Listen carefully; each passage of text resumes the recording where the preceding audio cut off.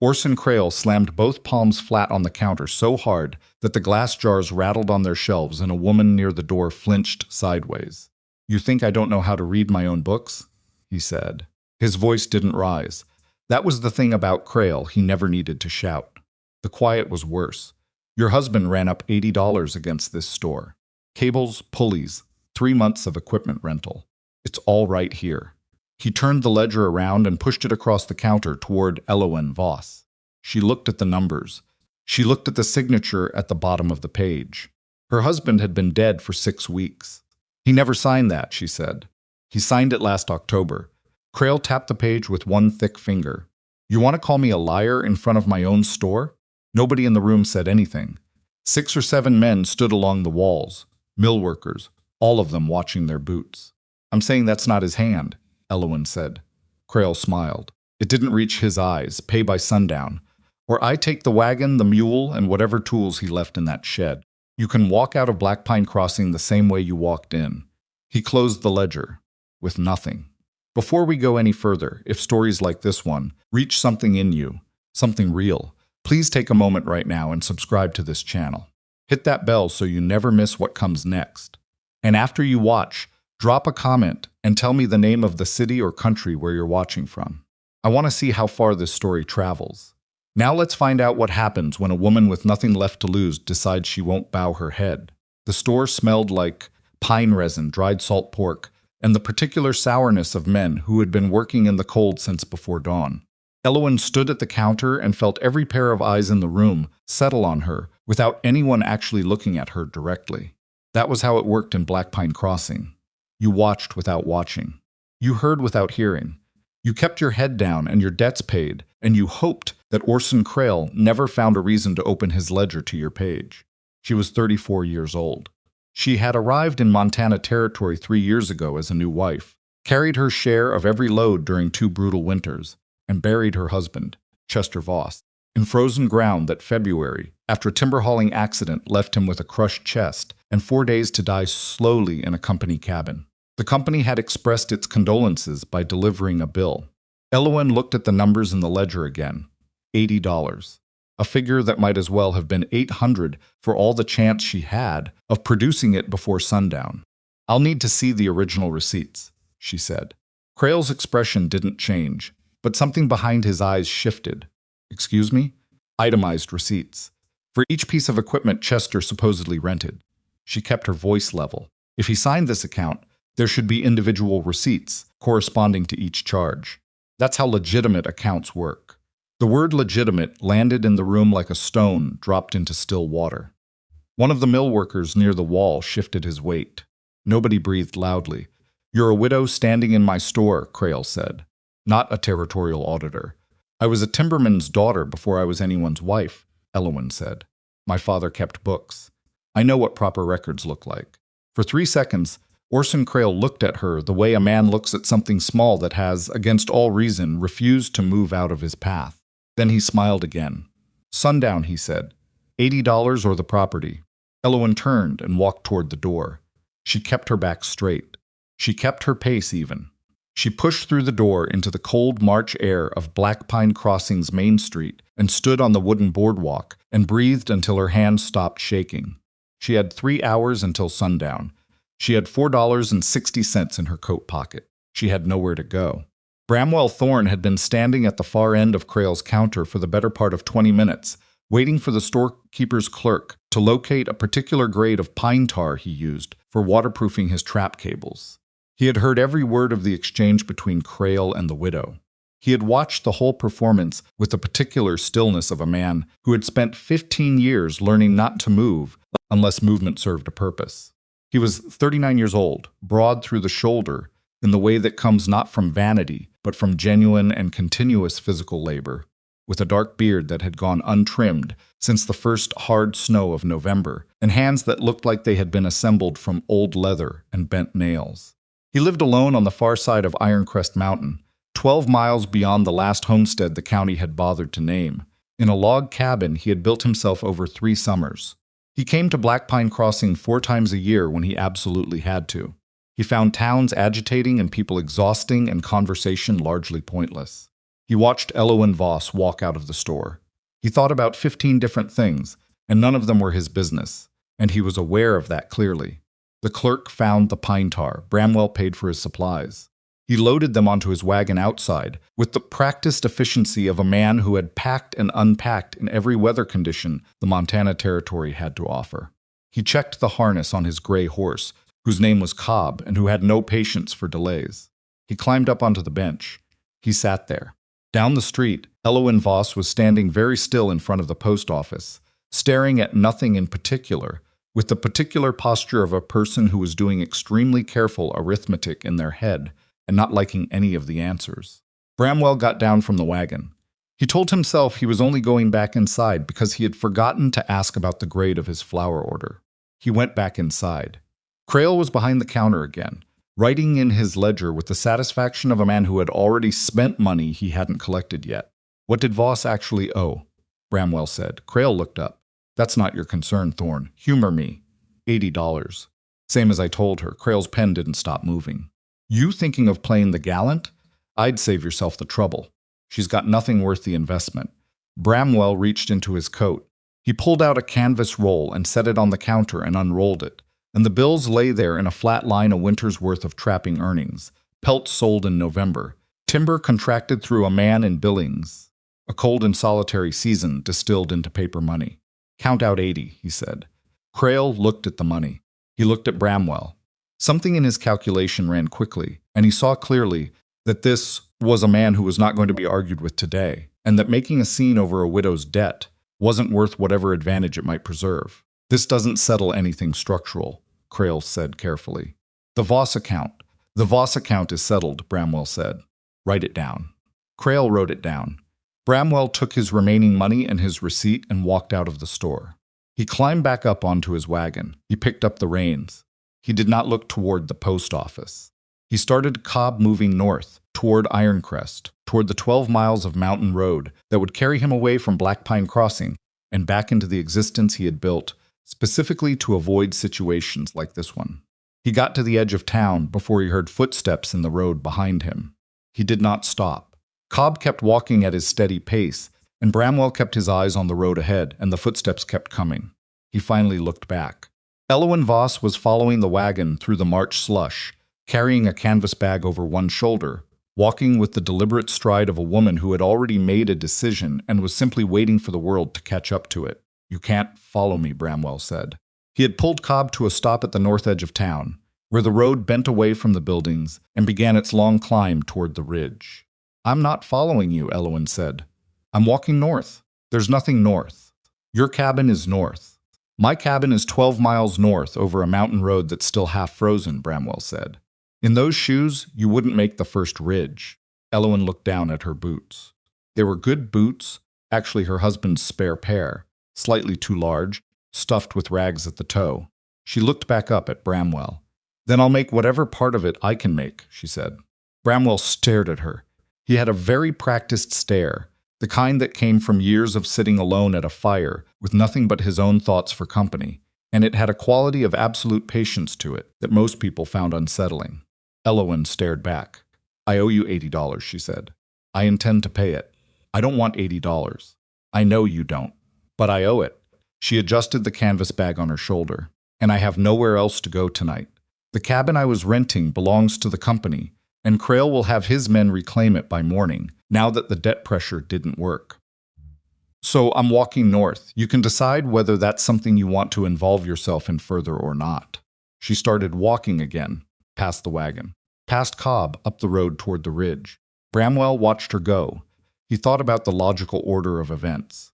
He thought about his cabin, which had one bunk and a wood stove and a workbench, and no accommodations whatsoever for another human being.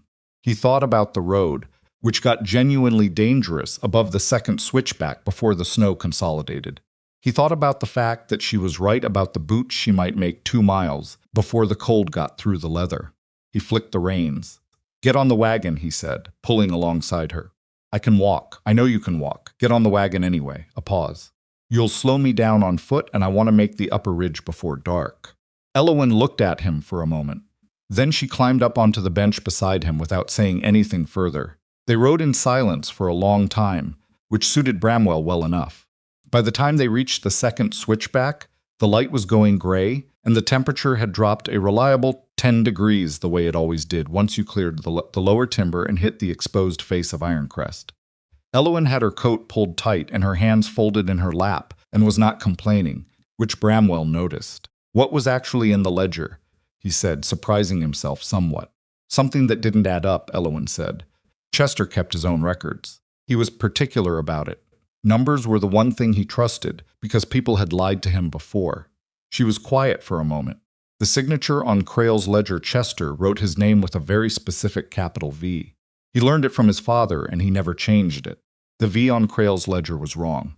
You saw that in 30 seconds. I saw it in 5 seconds. It took me the other 25 to decide whether to say so out loud. Bramwell considered this. What did you decide? That staying quiet about it wouldn't help me. Crale knew it was forged. Saying so put him on notice that I wasn't simply going to accept whatever number he invented. She shifted slightly on the bench. It didn't solve the problem. But it told him what kind of problem he was actually dealing with. They went around a switchback and the road narrowed, and Bramwell concentrated on keeping Cobb's footing on the icy surface.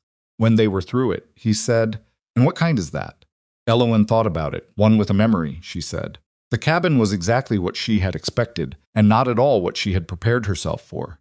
It was log and chinking, and a sod roof and a stone chimney, set back into the tree line on the north slope of Ironcrest, where it caught some protection from the worst of the mountain wind. It was not small. Bramwell had built it with the particular thoroughness of a man who knew he would spend a great deal of time in it, but it had accumulated the specific quality of a space that had been inhabited by a single person for a long time.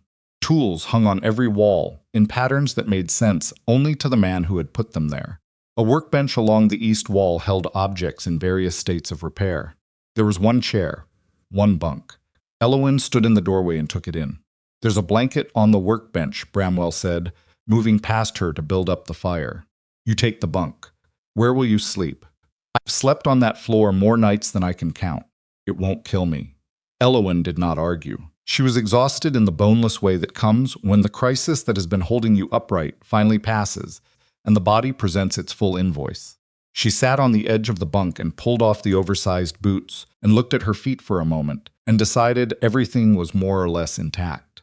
Bramwell had the fire going in the stove, moving with the practiced efficiency of a man who had done this 10,000 times, and he hung a small pot and added snow from a bucket by the door for water, and he did not look at her directly. And she understood that this was simply how he was, and not a judgment of her presence. "Bramwell," she said. He didn't turn around. "What?" "Thank you." A pause. "Go to sleep." She lay down.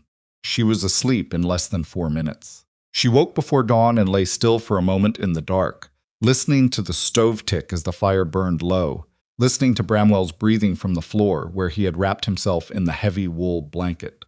She could see the faint blue of early light beginning at the single window. She got up very carefully. The fire needed banking.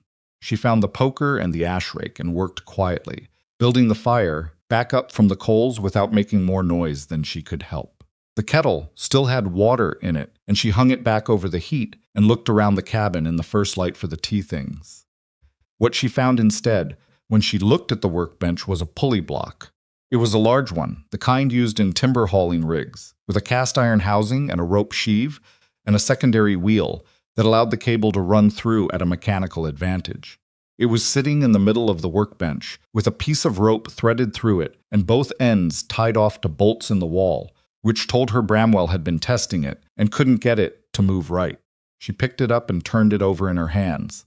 The sheave was binding. She could feel it immediately, not quite centered on its axle, probably from an impact, probably a dropped load or a kickback from a seized cable. The secondary wheel had a cracked spoke that had been repaired with wire wrap, which was holding but putting uneven pressure on the rotation. The whole mechanism was trying to do its job and failing because 2 small things were wrong that nobody had taken the time to look at closely. She found Bramwell's toolkit under the bench. It was meticulous, every tool in its place, that properly maintained, which told her something about him.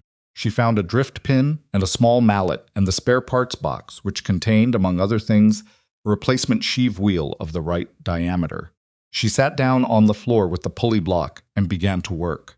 Her father had taught her rigging the way other fathers taught their daughters to sew, not as an accommodation, but because he ran a small freight operation and needed every hand that could learn it, and Elowen had been his most reliable student.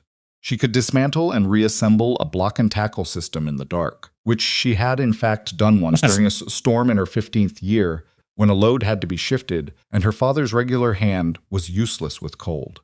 The work went slowly and carefully. The fire built up around her and the kettle began to steam, and the cabin grew lighter by degrees. And she worked through the mechanisms with the patience of someone who knew that hurrying caused mistakes and mistakes in rigging caused deaths. She was fitting the replacement wheel when Bramwell woke up. She heard him before she saw him, the shift of weight, the pause of a man who has opened his eyes in familiar darkness and encountered something unfamiliar. She didn't look up from the wheel. "Don't move," she said. "I've got the axle pin loose." A long silence. She seated the pin, tapped it with the drift and mallet, checked the rotation of the new wheel by feel, and then set the assembly down and looked up. Bramwell was sitting up in his blanket on the floor, staring at her. He had the expression of a man who had prepared himself mentally for a specific morning and was now confronted with evidence that the morning had decided to be something else entirely. "You took apart my pulley block," he said. "The sheave was binding," Elowen said. "The secondary wheel had a cracked spoke that was torquing the cable run. I replaced the sheave with your spare and removed the wire wrap from the spoke. It was doing more harm than good. The spoke itself is solid. Just needs to be kept unloaded on that side until you can get a proper replacement." She paused. "The tea is ready." Bramwell did not move for a moment. Then he stood up and crossed to the workbench and picked up the pulley block. He ran the rope through it, both sheaves, full rotation. He pulled the load end and felt the way the mechanism moved, smooth, even, the mechanical advantage working the way it was supposed to work. The cable tracking cleanly without deviation. He set it down. He looked at Elowen. "My father ran freight," she said before he could ask. "I grew up doing this." She found the 2 tin cups on the shelf above the stove and poured the tea. "I owe you $80. I'll earn it, however long it takes." She found a cedar board leaning against the wall near the door, a scrap from some earlier project, smooth on one face. She took Bramwell's small carving knife from the tool rack, made one careful notch in the cedar, and looked around for somewhere to put it. She reached up and hung it on the nail above the stove. "One," she said. Bramwell picked up his teacup. He drank. He looked at the cedar board. He looked at the pulley block. "How long were you up?" he said. "Since before the light." Elowen wrapped both hands around her cup. "I don't sleep well in unfamiliar places. Most people don't do mechanical repair when they can't sleep. Most people weren't raised by my father." Another silence, but a different kind. Less wary, more thoughtful. "The tea's good," Bramwell said finally. "Spruce tips," Elowen said. "I found them hanging by the door. I assumed they were for tea." "They were. Then I didn't presume." "No," Bramwell said. "You didn't." The days that followed did not go easily, and Bramwell had not expected them to. He was a man who had constructed his life with specific intention around the absence of other people's needs. And now there was a person in his cabin, sleeping in his bunk, reorganizing his supply shelf in a way that was, he had to admit, considerably more logical than the arrangement he had been using for 6 years, and heating enough water every morning to brew tea for 2 without being asked. She was not what he would have called convenient. She was also not what he had expected. He had expected if he was honest with himself, and he usually was a woman who would be frightened and grateful and quiet, who would sleep through the worst of her exhaustion and then ask to be taken back to Black Pine Crossing, where she would find some other arrangement and be someone else's problem. He had done his part. He had paid the debt. He had carried her up the mountain. The account, in his estimation, was closed. Instead, he came back from his first morning trap check to find that she had repaired a harness he had been working around for most of the winter, because the stitching on the offside trace had given way in a way that was inconvenient, but not quite critical enough to force him to deal with it. She had found his spare leather and his awl and his waxed thread and done a proper lock-stitch repair, 4 inches of it, as solid as new manufacture. He stood in the doorway holding it for a moment before he put it on its hook. 2 days later, he came in from cutting firewood to find her reorganizing his food stores in the small cold room off the back of the cabin. She had found a mouse problem he hadn't noticed in 2 months and addressed it with a trap made from a tin can and a spring she'd adapted from a broken tool latch. She had consolidated his grain into the better-sealed containers and moved his dried meat to the higher shelves, where it was away from the moisture that came in through the floor in the spring thaw. "You don't have to do this," he said. "I know," Elowen said, not pausing in her work. "But there's a mouse trail along the left wall that's been going on since at least November, which means you've been losing grain you probably thought was just settling. This way you'll actually know what you have." Bramwell looked at the tin can trap. "That'll work. It worked for my father." "Your father sounds like he was a very practical man." "He was difficult," Elowen said, "and practical, both at once, which made him hard to live with and very useful in a crisis." She paused, sorting through a sack of dried beans with her fingers, pulling out the stones. "I learned more from him than I liked admitting at the time." Bramwell leaned against the doorframe. He did this sometimes. He was noticing he would come in from outside, with the intention of moving through to the next task, and then he would find her doing something that stopped him, not because it was remarkable exactly, but because it was so simply competent, and competence was something he respected above almost every other quality. "What are you thinking?" she asked without looking up. "Nothing. You're thinking something. You have a particular look when you're working something out. You've known me 4 days." "People are people," Elowen said. "You're not especially hard to read." She finally looked up at him.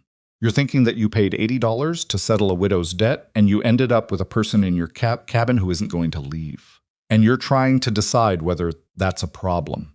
Bramwell said nothing. "Is it?" she asked. Another pause longer. "Not yet," he said, and went back outside. Elowen watched the door for a moment after it closed. Then she went back to the beans. 2 notches that evening. Then 3. The cedar board above the stove accumulated its marks the way winter itself accumulated, slowly, and then faster than you expected, and without particular drama in the individual moments. She sharpened every blade in the cabin. She patched 2 sections of Bramwell's winter coat where the wool had gone thin at the elbows, using a method she had learned from a woman in her home county who patched with a different weave direction to spread the stress. She made candles from the saved tallow he kept in a tin behind the stove, which he had been meaning to do since November.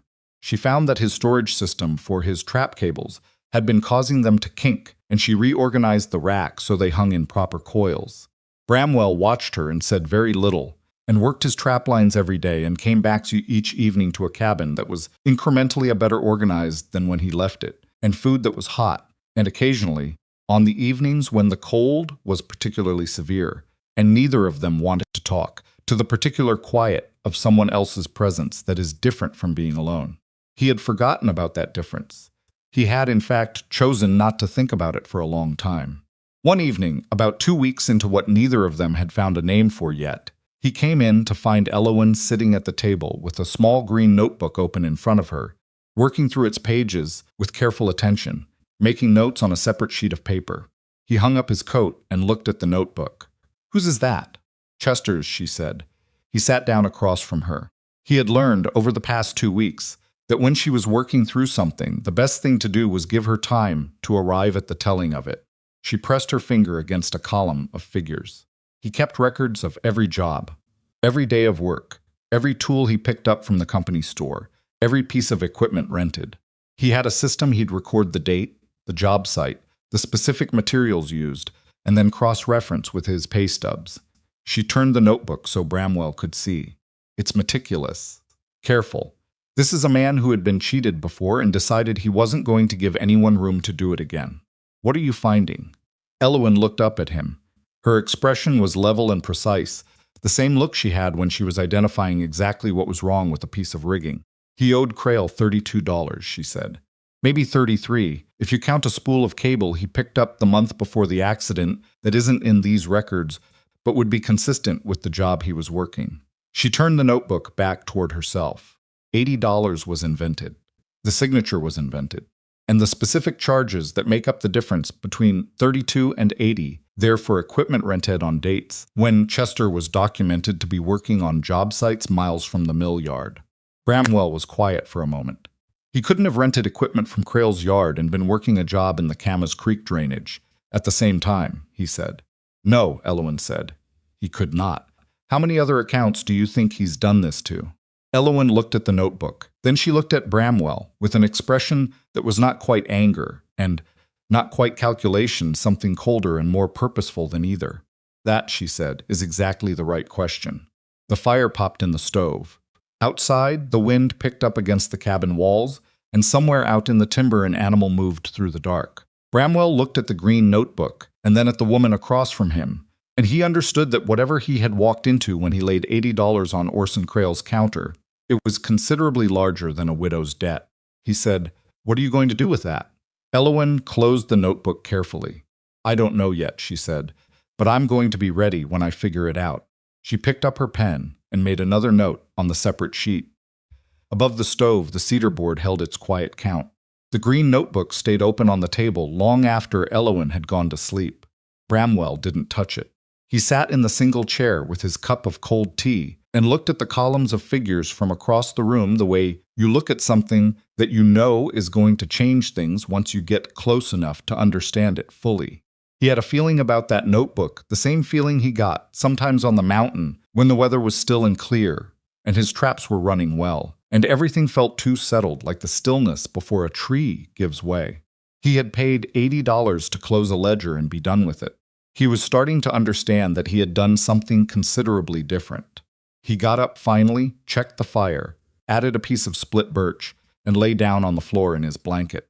The ceiling of the cabin was dark above him, the familiar pattern of smoke-stained logs that he could have reproduced from memory, and he stared at it for a while, and listened to Elowen's breathing from the bunk, even, unhurried, the sleep of someone who had finally allowed herself to stop bracing for impact.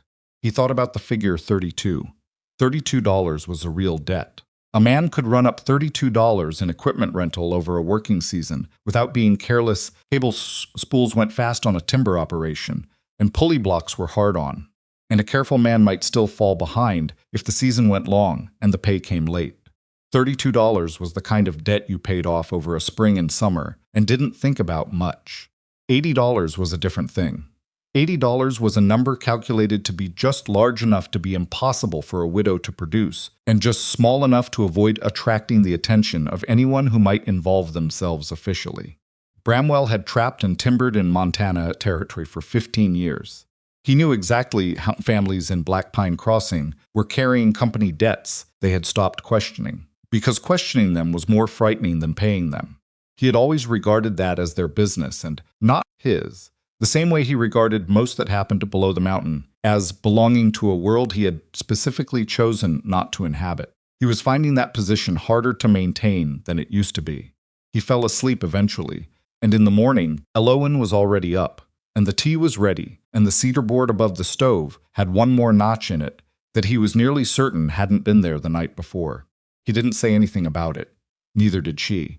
Spring came to Ironcrest the way it always came, not all at once, but in arguments. 3 days of warmth that softened the snowpack and ran water down the rock faces of the upper ridge, followed by a night that froze everything into a treacherous glaze, followed by another 2 days of sun that felt almost convincing, followed by a storm that put 6 new inches on the ground and made the whole mountain feel like it was starting over from nothing.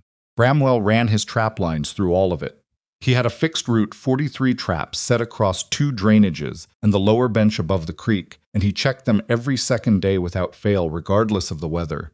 'Cause traps checked irregularly were traps that caused suffering, and he had no patience for that. Elowen asked to come with him on the 8th day.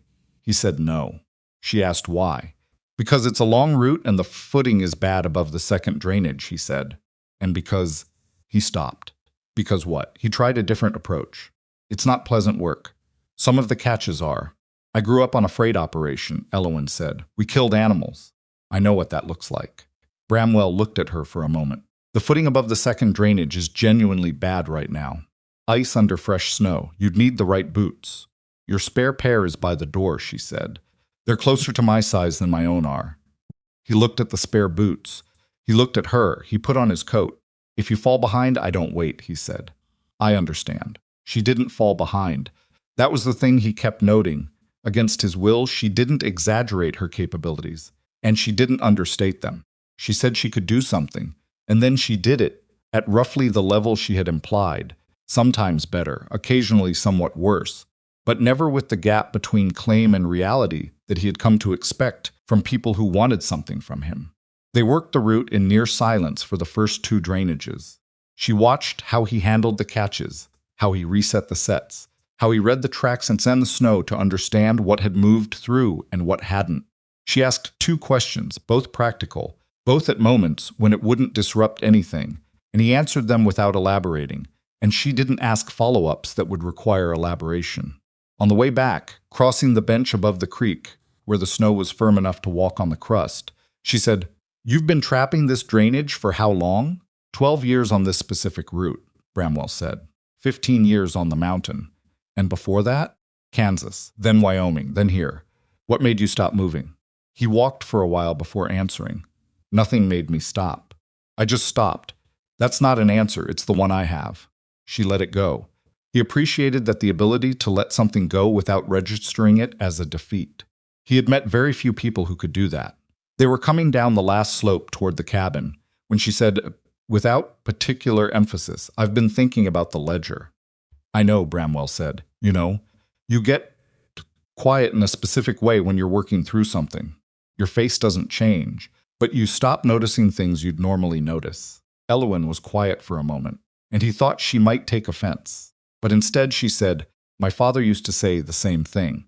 He said he could tell when I was calculating because I stopped blinking at the right rate." A pause. "I hated that he could read me. It's not a criticism." "I know it's not." She shifted the pack she was carrying. She had insisted on carrying half the morning's work back, and he had let her because arguing would have taken longer than just handing it over. "Here's what I've been thinking. Crail's system depends on people not comparing notes. Every debtor thinks his account is a private matter. That's how it stays intact isolation. Each family is alone with their number." Bramwell considered this. "And if they weren't alone with it?" "Chester's notebook isn't just useful for my account," Elowen said. "It documents his work locations and his tool use for 3 years, which means it documents the jobs he was on, the crews he was working with, the dates he was in the field. If even 3 or 4 other men cross-referenced their own records against his," she stopped. "They'd find the same kind of discrepancy," Bramwell said. "Possibly. Probably." She paused at the cabin door. "But I need more time with the records before I do anything. And I need to understand exactly what I'm looking at before I put it in front of anyone else." Bramwell opened the door. "What do you need?" She looked at him with an expression that was part surprise and part something more careful. "Time," she said. "And paper. I've nearly used up the paper I brought."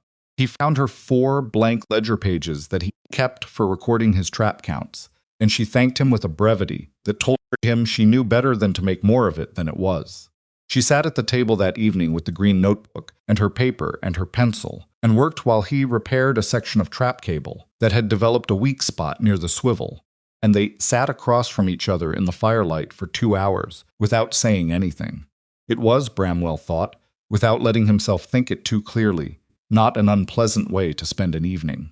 12 days after Elowen's arrival on the mountain, Bramwell came back from his morning trap check to find a problem with the woodshed. The back wall had been listing for most of the winter. The corner post had settled, unevenly, the previous fall, when the ground shifted, and the weight of the snowpack had finally convinced it to list further than it could do safely. 3 of the wall boards had popped their nails, and the roof was pulling at a 10-degree angle that was going to become a 15-degree angle inside of another week. He stood in front of it and considered his options.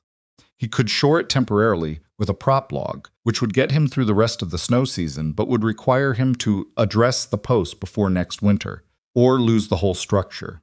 He could pull the snow load off the roof and brace the corner now, which was the right answer, and also the more difficult one. "The corner post needs to come up about 3 inches, Elowen said from behind him. He turned. She was standing in the cabin doorway with her coat on and her arms folded against the cold, looking at the shed with the same expression she had turned, on the pulley block on her first morning. "I know," he said. "You'll need a lever with a good fulcrum point. There's a piece of flat stone near the woodpile that's about the right shape, and you'll need to pack the base before you let the post back down, or it'll just settle again." "I know," he said again, not with irritation, just acknowledging that they had arrived at the same assessment from different directions. "I can hold the lever point while you drive the post," she said. "It would go faster with 2. It would go faster with 2. This was simply a fact, not an argument, and he acknowledged it as such by going to find the lever timber without further discussion. They worked on the woodshed for the better part of 3 hours. The post had to come up in stages because the ground beneath it had compacted unevenly, and each stage required packing the void with stones and gravel before proceeding to the next, and the cold made every material less cooperative than it would have been in any other season. Elowen held the lever point and packed the gravel and handed him what he needed when he needed it without asking what came next, which told him she was reading the sequence as it developed rather than waiting to be directed. The post came level. They reset the wall boards. He added 2 additional corner braces from lumber he had milled the previous summer and kept in the back of the cabin for exactly this kind of eventual repair. When they were done, Elowen stood back and looked at the shed with the particular satisfaction of a person who has addressed a problem that was going to become a crisis. "It'll hold now," she said. "Until the next time the ground shifts," Bramwell said. "Until the next time the ground shifts," she agreed. "Which is the best you can ask for." She went back inside. He stood in front of the woodshed for another minute, looking at the repaired corner, and then he noticed that his hands had been cold the whole time, and he hadn't thought about it once.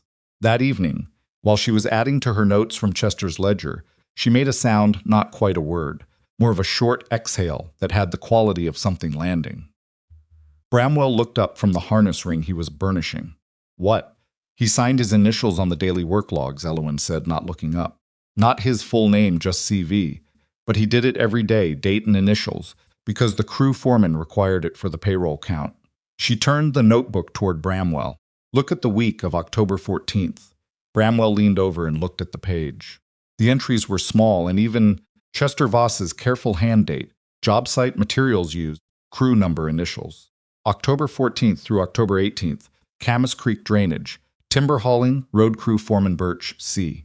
V every day. That's the week Crail claims he rented the McAllister cable spool and a 3-block tackle," Elowen said. $22 of the false charges. He was 30 miles away. And signed in by a foreman every single day. She closed the notebook. "Foreman Birch is still working for the mill. I know his name from 2 other entries. He's a real person, and if those payroll records still exist, they'll show Chester's name on the crew list for that entire week." Bramwell was quiet for a moment. "Crail keeps his old payroll records. He has to. The territorial government requires it for the timber licensing. 3 years minimum." Elowen's voice was perfectly calm, which Bramwell had learned to recognize as a sign that she was the most serious about something. That means somewhere in Crail's files, there is documentation that proves his own forgery. He won't let you near his files. "No," Elowen said. "But Foreman Birch might remember." She picked up her pencil and made another note. Bramwell looked at the cedar board above the stove. He had stopped counting the notches after the first week. There were more than 20 now he hadn't counted exactly, but more than 20, each one representing something repaired or maintained or built that had genuinely needed doing. None of them manufactured, none of them charity in disguise. "Elowen," he said. She looked up. "When you're ready to go back down to the crossing," he said, "I'll drive you." She looked at him for a moment. "You said you come to town 4 times a year." "I said I come when supplies force me to," he said. "That's different." She held his gaze for a moment, and something in her expression shifted, not softened exactly, but changed in a way that was hard to name. "Not yet," she said finally. "I need more time with this." "All right." She went back to her notes. He went back to the harness ring. The fire burned steadily in the stove, and the wind outside settled into a long, even pressure against the north wall, and the cabin was warm. 19 days in, she asked him about himself. Not directly, she was not. He had learned. A direct asker of personal questions, respecting in him the same wall she maintained around herself.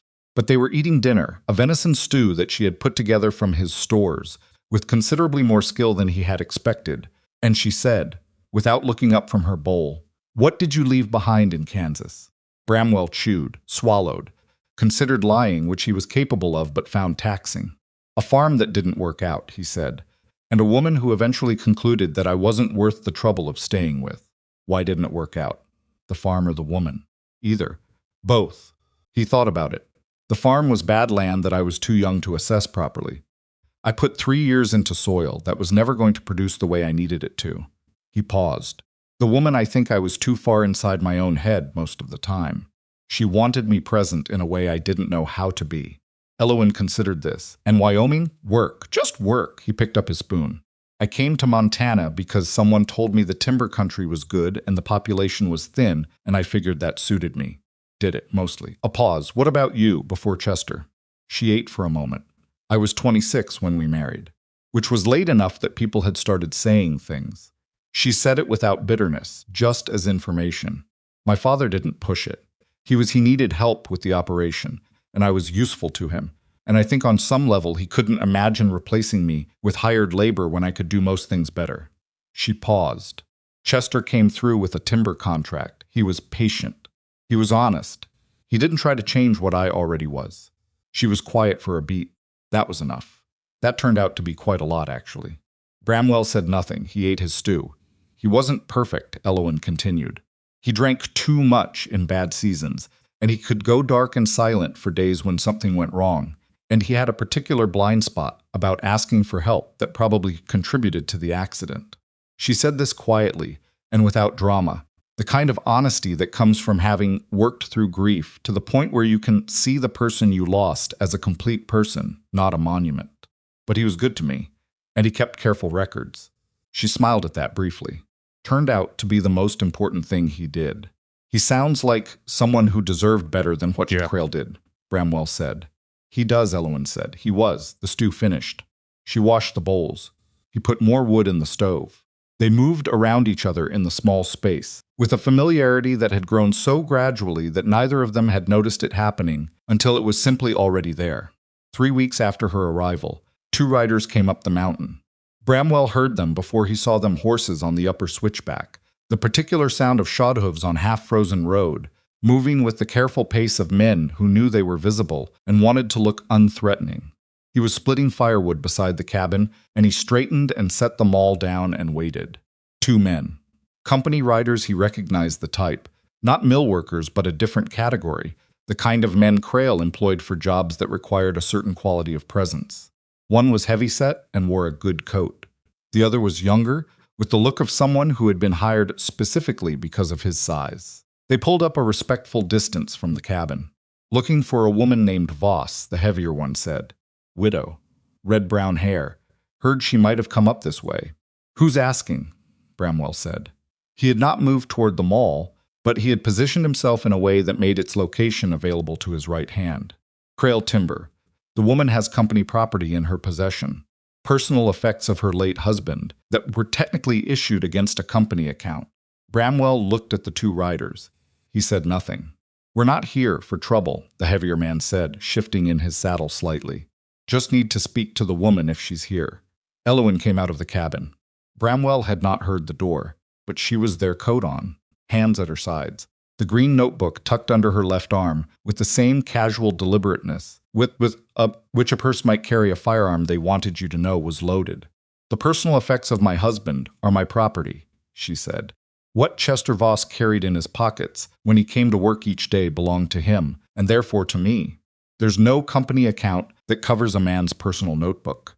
The heavier rider looked at her, then at Bramwell, then back at her. He was recalculating something. There's also the matter of a secondary account that came to light after your previous balance was addressed. $12 in unpaid. Write down the date you're claiming the charge was incurred, Elowen said. The man blinked. Pardon? The date. Write it down or tell me out loud. The specific date when Chester Voss supposedly incurred a $12 secondary account. A pause. The younger rider shifted his horse. I don't have the specific documentation on my person, the heavier man said carefully. Then I'll need to see that documentation before any conversation about an account is worth either of our time, Elowen said. Because I have documentation of every day Chester worked and every piece of equipment he used and every job site he was present on for the past 3 years. And if the date you produce doesn't align with where Chester actually was, documented by his own hand and corroborated by the foreman who signed his payroll soul sheets, then we're going to have a very different conversation. She paused. Possibly it was the territorial magistrate present. The heavier rider said nothing for several seconds. Bramwell stood where he was, which he had discovered was sometimes more effective than anything he could say. We'll need to discuss this with Mr. Crail, the man said finally. You do that, Elowen said.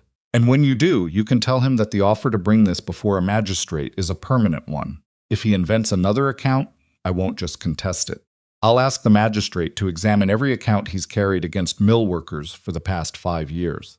She tucked the notebook slightly more visibly under her arm. Tell him I said that exactly. The two riders looked at each other.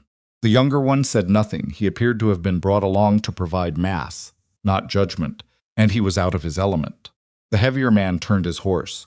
We'll be in touch. Through proper channels, Elowen said. In writing. They rode back down the mountain.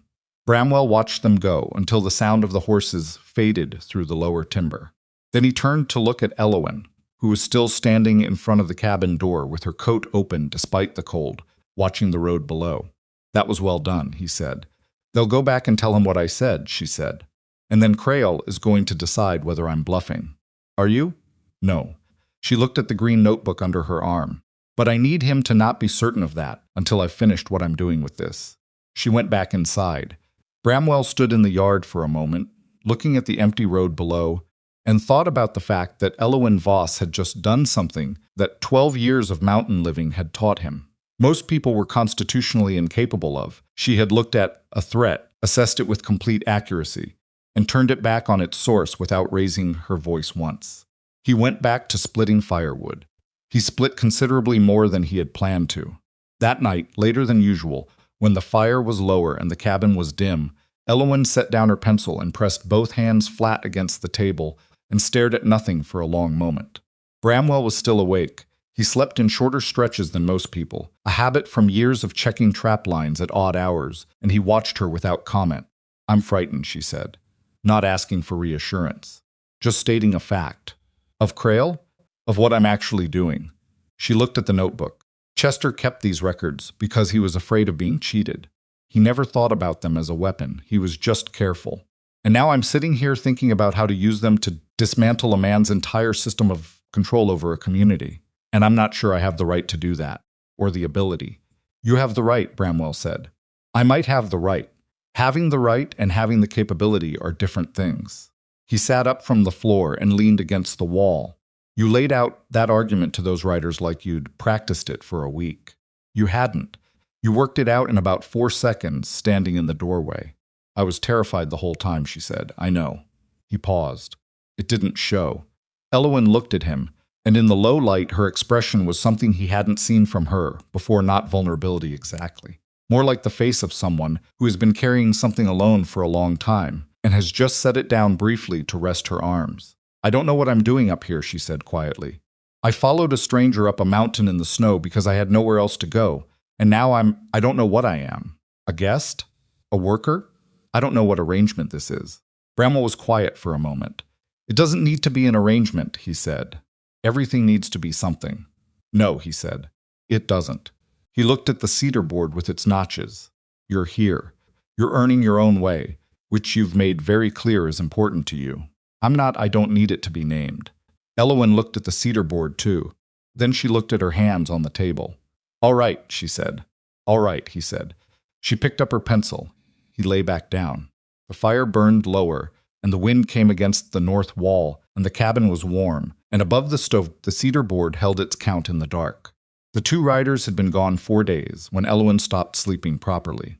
Bramwell noticed it. The third morning the fire was already built up when he woke, which meant she had been awake before 4, and the tea was not just ready but had been sitting long enough to go strong and slightly bitter, which meant she had made it an hour earlier and forgotten to drink it. She was at the table, with the green notebook and her pages of notes, and a second set of figures she had started keeping on a separate sheet, cross-referencing Chester's work locations against a rough calendar she had reconstructed from memory and from the dates in the ledger. He poured himself the bitter tea and didn't comment on it, and sat down across from her. She looked up. Her eyes had the particular flatness of someone who has been thinking too hard for too long without resolution. I miscounted, she said. What did you miscount? The discrepancy. I had it at $48 of false charges. It's not 48. She turned the notebook toward him and pointed to a column. It's closer to 51. There are 3 entries I initially thought might be legitimate cable rental in early September, but Chester's notes show he was working the Harlan Creek job that whole week, which is 12 miles from the mill yard. He couldn't have picked up cable from the yard and been on that job at the same time. Bramwell looked at the figures. That's better for you, not worse. I know that, she said. What bothers me is that I missed it the first time. She pulled the notebook back and looked at it. If I go before a magistrate and I've miscounted, Crail's man will find it in 30 seconds and use it to discredit everything else. You didn't miscount. You found the error yourself before anyone else saw it. The distinction matters to me, not to a court. He drank his tea. Then check it again. Slower. I've checked it 3 times. Check it a 4th. She looked at him with the expression of someone who had expected something more useful than that, and then she looked back at the notebook and started again from the September entries. He left her to it and went out to check the upper trap sets.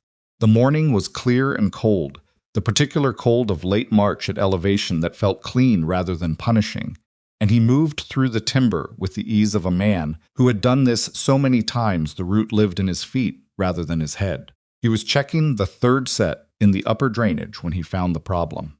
It wasn't a trap problem. The set was clean, undisturbed, no catch. The problem was the tracks. He crouched beside them and read them the way he read most things, patiently and without rushing to conclusion. 2 sets of boot prints, not his, coming from the east along the ridge trail and stopping about 40 feet from the set before turning back. The prints were a day old, maybe 2, preserved by the cold. Whoever it was hadn't come close enough to disturb anything, but they had stopped, and they had looked, and then they had gone back the way they came. He followed the tracks east for a 1/4 mile until they merged with a wider trail and then disappeared onto rock where snow didn't hold. He stood on the rock and looked east, toward the lower switchbacks, toward the road that went down to Black Pine Crossing. He went back to the cabin. Elowen had her error corrected by the time he returned. She didn't announce it, she just had a cleaner sheet of figures set to one side, and the notebook closed on top of it, which was her version of satisfaction. Someone walked the upper ridge trail, Bramwell said, hanging up his coat. 2 days ago, maybe. They stopped near my trap sets and turned back. Elowen went still. It might be nothing, he said. Hunters use that trail sometimes. It's not hunting season. No, he said, it's not.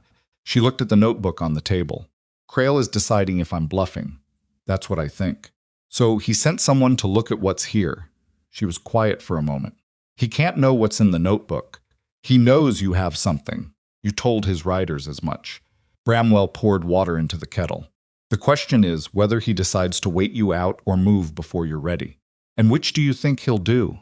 He thought about it honestly, which she always seemed to appreciate more than a quick, reassuring answer.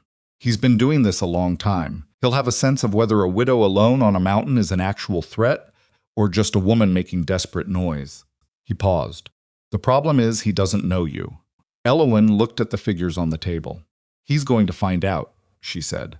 Not bravado, just the flat assessment of someone who had run the numbers and knew what they added up to. Yes, Bramwell said, he is. She stood up and stretched, rotating her shoulders the way she did when she'd been sitting in one position too long, and she picked up the clean sheet of figures and the notebook and took them to the bunk and put them carefully under the mattress. Not because I think he'd send anyone inside, she said, seeing his expression. Just habit.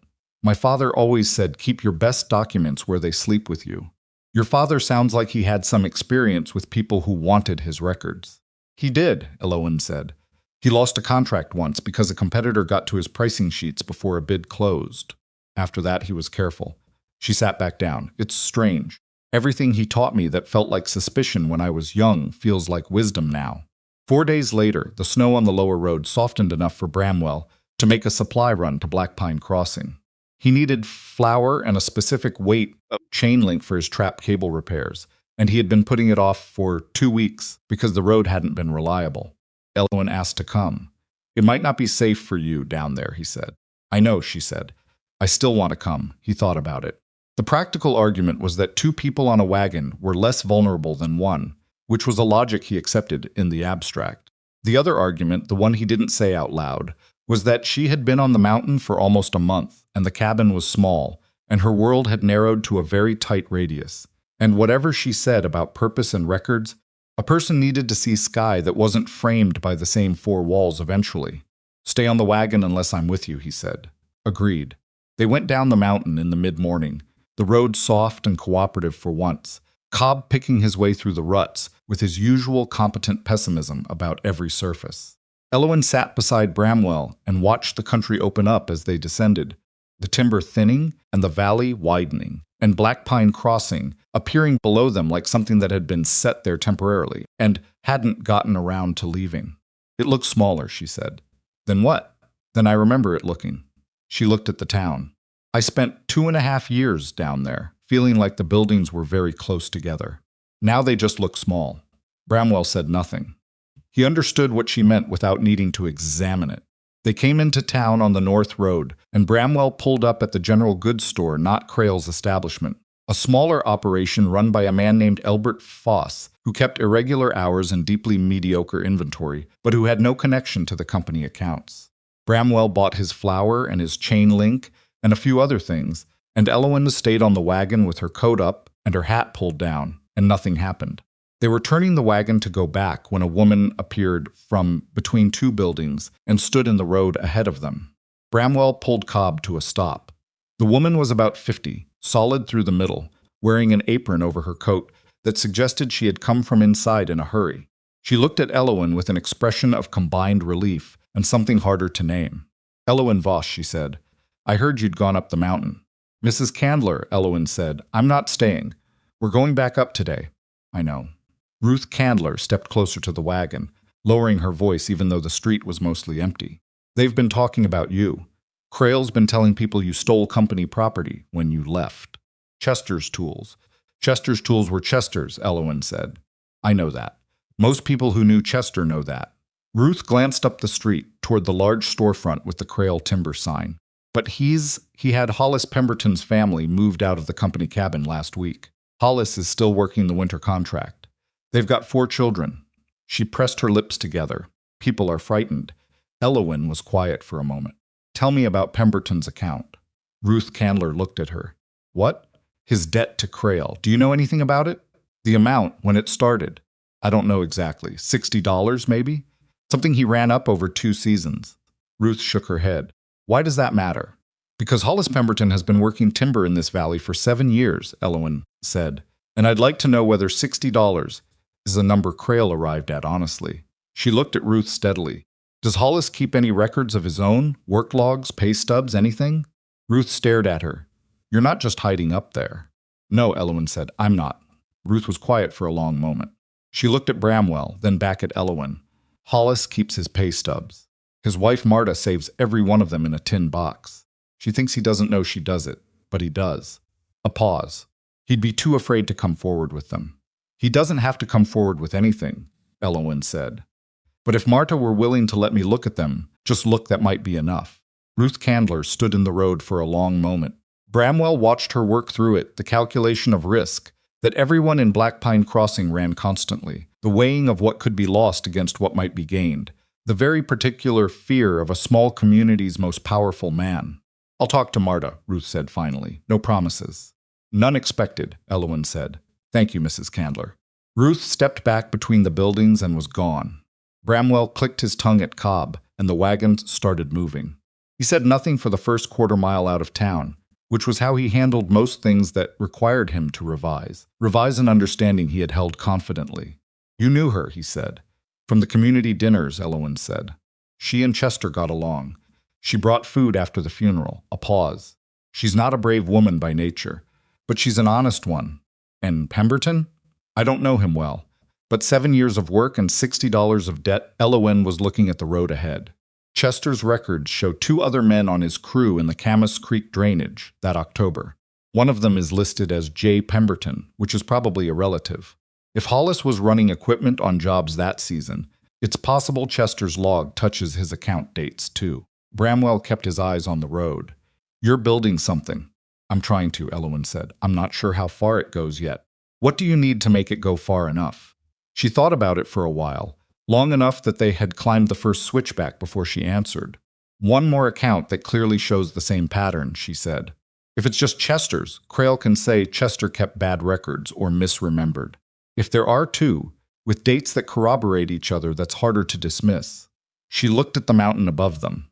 "And I need to know if there's anyone in town who has access to Crail's payroll ledgers. The historical ones. The ones that would show crew sign-in sheets." Bramwell thought about this. "There's a man named Aldous Phipps," he said slowly. "He did accounting work for the mill for about 3 years. Left about 2 years ago. I heard there was a disagreement over something. Nobody said what. He runs a small freighting operation out of a barn at the east end of town now. Elowen turned to look at him.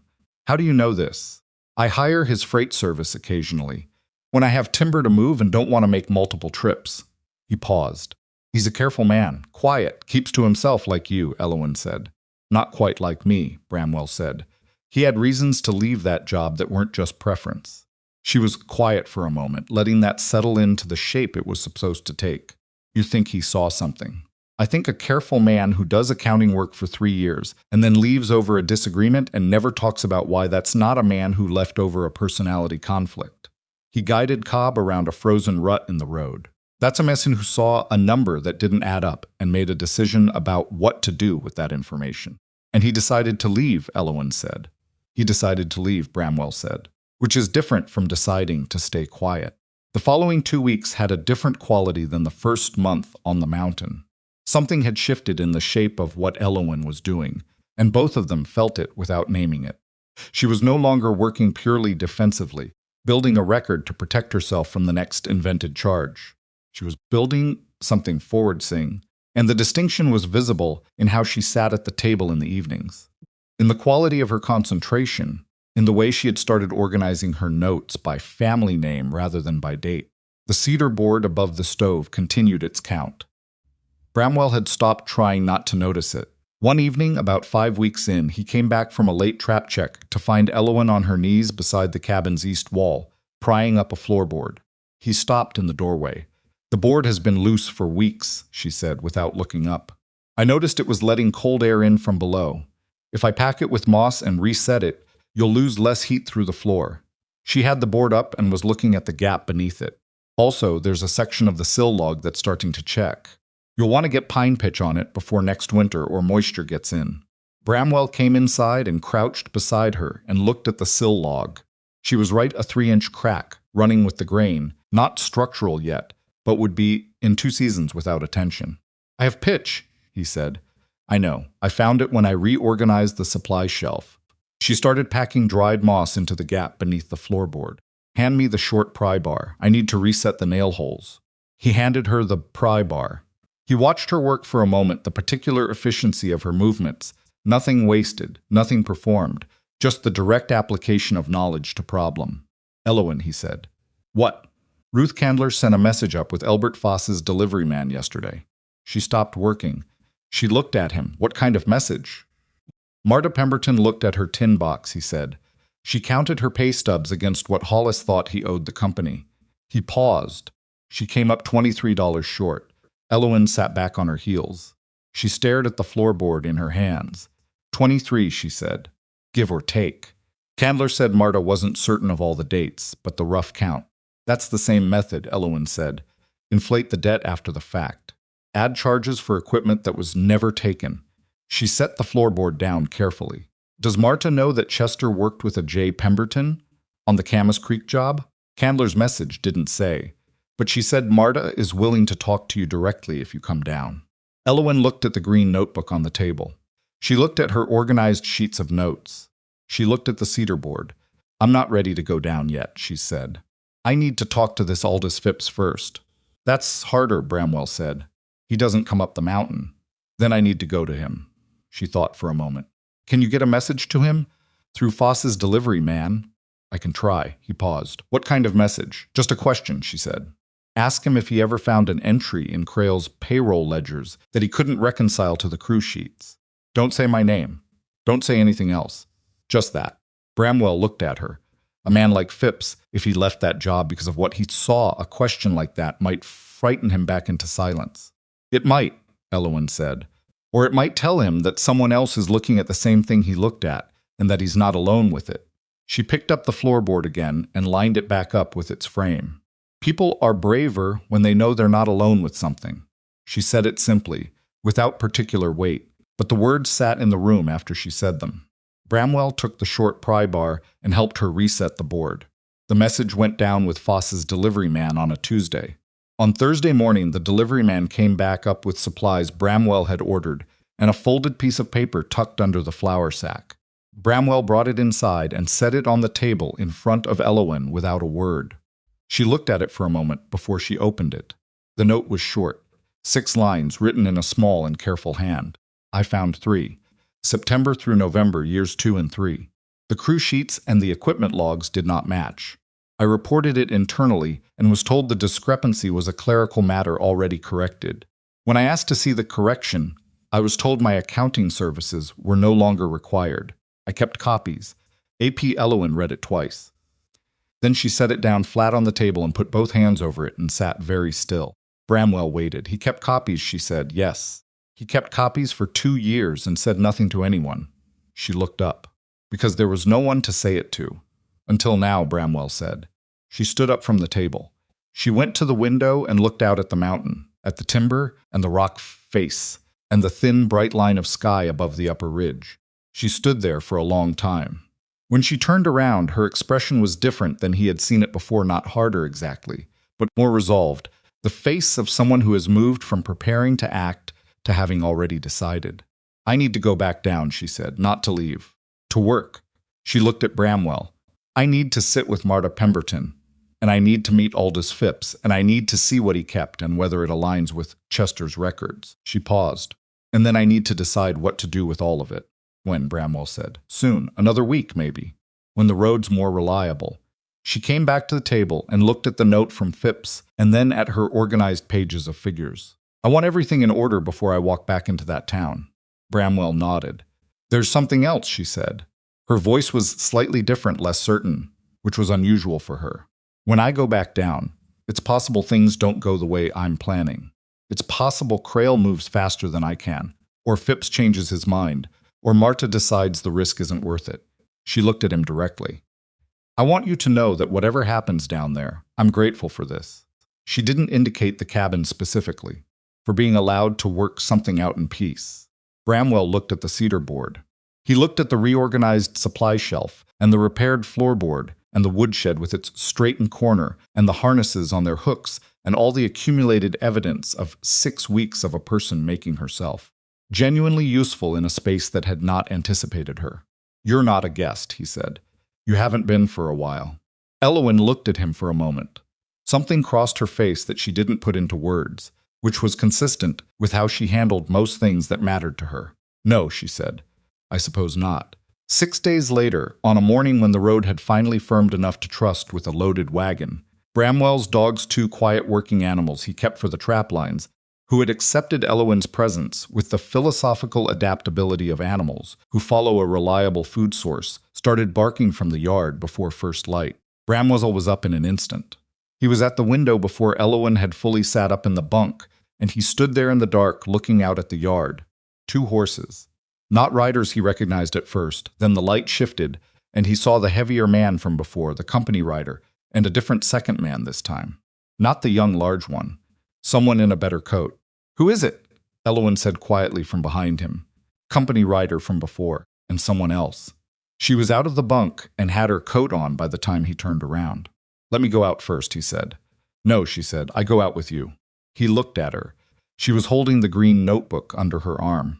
He opened the door. The 2 men were already dismounted. The one in the better coat was older than the rider, thinner, with a kind of careful posture that suggested someone unaccustomed to outdoor work. He had a leather document case under his arm. Mr. Thorne, the heavier rider said. He looked at Elowen. Mrs. Voss. This is an early hour for a visit, Bramwell said. Mr. Crail asked us to come before the road gets soft, the heavier man said. He seemed almost apologetic about this, which was different from his previous visit, and not a change that made Bramwell more comfortable. This is Mr. Dawes. He handles the legal matters for Crail Timber. The man in the better coat, Dawes, cleared his throat. Mrs. Voss. I'd like to discuss the resolution of your account with Crail Timber in a manner agreeable to both parties. Elowen said nothing. She looked at Dawes with an expression of complete neutrality. Mr. Crail is prepared to mark your account settled in full, Dawes said. The original balance and any subsequent claims. We have a document prepared to that effect. He opened the leather case and produced a folded paper. In exchange, we ask only that any personal records relating to Chester Voss's employment with Crail Timber remain private. The word landed in the cold morning air. Bramwell felt something very cold and very focused move through him that had nothing to do with the temperature. Elowen looked at the folded paper in Dawes's hand. Then she looked at the man's face. Then she looked at the writer. "He's frightened," she said. Quietly, almost to herself, Mrs. Voss Dawes began. "Orson Crail sent a lawyer up a mountain at first light to ask me to keep quiet," she said. "That is not the action of a man who thinks I'm bluffing." She held the green notebook a fraction more visibly. "Tell him no." Dawes blinked. "Tell him no," she said again.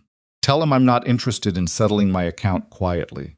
Tell him that what's in this notebook isn't just about my account anymore." She looked at the folded document in his hand. "And tell him that the next person who comes up this mountain uninvited is going to find me gone, because I'll already be in me gone, because I'll ally talking to people he should have treated better." Dawes looked at the notebook. He looked at Bramwell. He did the calculation that anyone standing in front of Bramwell eventually did, the assessment of size and stillness and the quality of attention that suggested someone who had not yet decided how seriously to take the situation. "I'll relay your answer," Dawes said. "Do that," Elowen said. She turned and went back inside.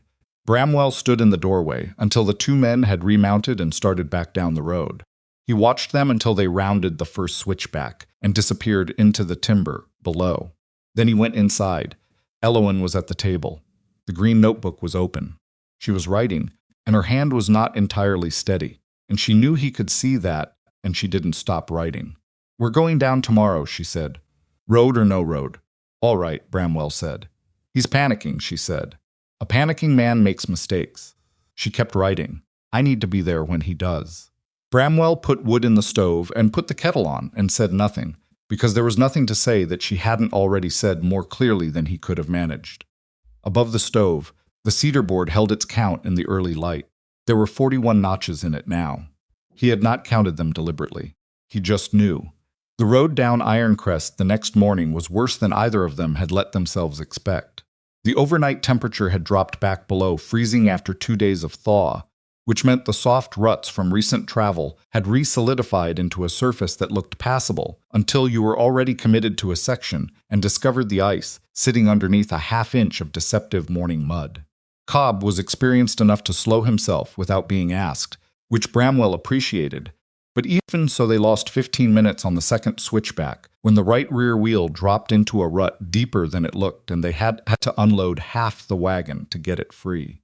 Elowen helped without being asked, lifting supply crates and setting them on solid ground while Bramwell worked the wheel, and neither of them talked about the delay because talking about it wouldn't move the wheel. When they were rolling again, she climbed back up onto the bench and didn't mention her coat, which was now carrying a considerable quantity of Ironcrest mountain mud along its lower hem. "Tell me about Phipps again," she said. "Everything you know." Bramwell guided Cobb around a bad section of road. "He's been in Black Pine Crossing about 4 years. Came from somewhere east Nebraska, I think someone said. He's not a big man. Quiet. He runs a small freighting business out of the old Garner barn at the east end of town. 2 wagons. Occasional hired drivers when he has volume. He doesn't drink at the saloon. He doesn't attend community events. He pays his suppliers on time." He paused. "He has a cat that sits in the barn door." Elowen looked at him. "A cat. I'm telling you what I know." "All right." She pulled her coat tighter against the wind coming off the upper ridge. "Does he have any reason to be afraid of me specifically?" "I don't think he knows you exist," Bramwell said. "The message I sent through Foss's man didn't say who it was from. So when we arrive, it'll be a surprise. Most things are." She looked at the valley below, coming into view now as they descended through the last band of heavy timber. Black Pine Crossing sat in the morning light looking exactly as it had looked. 7 weeks ago, the mill buildings, the company's store with its wide front porch, the scattering of worker cabins, the 2 or 3 independent operations along the main street that managed to exist in Crail's shadow by being too small to be worth absorbing. From this distance, it was hard to tell what had changed, if anything. "He'll know we're coming," Elowen said. "Dawes will have told him last night." "Yes, so Crail will have decided something by now. Whether to try again, or to let it go, or to do something I haven't thought of." "What haven't you thought of?" She was quiet for a moment. "I don't know. That's the problem." She looked at her hands in her lap. "Chester always said I was good at planning for things I could anticipate and poor at planning for surprises. He said I spent so much time working out the expected scenario that when something unexpected happened, I was slower than I should have been." She paused. He wasn't wrong. Bramwell considered this. You weren't slow with those riders. Either time. That was different. That was information I already had. She shook her head slightly. What worries me is if Crail does something I don't have a response prepared for, involving a different kind of authority. Or moving against someone else, Marta Pemberton, Ruth Candler before I get there. If he moves against Marta Pemberton, Bramwell said, he demonstrates exactly what you've been claiming about how he operates. Elowen looked at him. That's true, she said slowly. That's actually true. She was quiet for a moment, rearranging something in her thinking. He can't threaten the people I'm going to talk to without proving my argument for me. Not without witnesses. Then I need witnesses. She turned back to the road. Ruth Candler will come if I ask her. She's already involved herself this far. Who else? I don't know yet. I need to see what's there when I arrive. She straightened on the bench. I've been planning this on the mountain where everything is still. Down there, it'll move faster than I can plan for. Then stop planning and start reading, Bramwell said. You're good at reading what's in front of you. You've done it every day since you've been here. She looked at him with an expression that suggested she was deciding whether that was practical advice or a compliment, and couldn't entirely determine which, and found that mildly inconvenient. All right, she said. They came off the mountain and into the valley, and Black Pine Crossing stopped being a view and became a place again. They went to the Garner barn first. Bramwell had a practical reason for this. The barn was at the east end of town, which meant they approached it before passing Crail's store, which meant Crail's watchers, whoever they were, would have less time to observe their movements before they made contact with Phipps. The barn was exactly as Bramwell had described it, a converted freighting operation, organized with the modest precision of a man who worked alone and had learned to keep track of everything himself. 2 wagons stood inside, one in good repair, one with its front axle removed and set on blocks. Various freighting equipment hung on the walls in reasonable order. The cat was there, an orange Tom sitting in the wide doorway, who assessed them both and decided Bramwell was the more trustworthy option. Aldous Phipps came out from behind one of the wagons. He was smaller than Bramwell had implied slight, with thin hands that were nevertheless marked by outdoor work, and pale eyes that moved between visitors with the specific alertness of someone who had trained themselves to make quick assessments, to make quicks of who had come and what they wanted. He was perhaps 45. He did not smile. Thorne, he said. He looked at Elowen. This is Elowen Voss, Bramwell said. Chester Voss's widow. She sent you the message. Phipps looked at Elowen for a long moment. Something moved through his expression, not fear, but a close relative of it. The look of a man who has been carrying a piece of dangerous knowledge for 2 years and has just been told someone else knows it exists. You'd better come inside, he said. They went into the barn. Phipps found a 3-legged stool and an upturned crate for them to sit on, which they did, while he remained standing with his arms folded, which Elowen recognized as the posture of a man who wanted to be able to leave quickly if the conversation went wrong. You kept copies, she said. No preamble. Phipps looked at the cat in the doorway. I kept what I thought I might need someday. Can I see them? A pause. What are you going to do with them? I'm going to take them, along with Chester's work records and the Pemberton family's pay stubs, and I'm going to sit down with the territorial magistrate and show him what 3 separate sets of documentation say about Orson Crail's bookkeeping, Elowen said. If what you kept matches what Chester kept, it's not one family's word against a powerful man. It's a pattern. Patterns are harder to dismiss. Phipps looked at her. Then he looked at Bramwell, as if checking whether this small woman with the mud on her coat hem was what she appeared to be. Bramwell said nothing. He had found, over the past 7 weeks, that saying nothing at the right moment was often the most useful contribution he could make. He'll come after me, Phipps said. He'll try, Elowen said. But he's already tried the easy version, sending a lawyer up a mountain to buy my silence. He failed. He can't use debt to control you the way he controls mill workers, because you don't owe him anything and you don't work for him. She leaned forward slightly. The safest thing you can do is not be the only person sitting on this information anymore. Phipps was quiet for a long moment. The orange cat moved from the doorway to somewhere in the shadows of the barn, with the private efficiency of cats everywhere. The copies are in a document box, Phipps said, behind the axle housing on the far wagon. He didn't move toward it. I need you to understand something first. What I found, it wasn't just inflated accounts. The crew sheet discrepancies I reported internally, the ones I was told were clerical errors. 3 of those discrepancies line up with accident reports. Elowen went very still. What kind of accident reports? Bramwell said. Phipps looked at the floor. Men who were injured on jobs they weren't supposed to be on. Equipment failures on sites where the equipment rental records didn't show those tools being checked out. He pressed his lips together. If the tools weren't officially rented, there's no maintenance record for them. No inspection log. Equipment with no inspection log, he stopped. Can fail without accountability, Elowen said quietly. And when it fails and a man is hurt, the company's position is that the worker brought his own equipment, and the company bears no responsibility. Phipps looked at her directly for the first time since they'd sat down. Chester Voss wasn't the first man hurt in this valley on a Crail job. The barn was very quiet. Elowen thought about Chester's 4 days of dying in a company cabin. She thought about the bill delivered with the condolences. She thought about the crushed chest and the careful records kept in a green notebook by a man who had learned not to trust anyone's word about numbers. She thought about how long she was going to let herself sit with that before she put it somewhere and kept working. About 4 seconds, she decided. Get the document box, she said. The documents were better than she had hoped and more complicated than she had feared.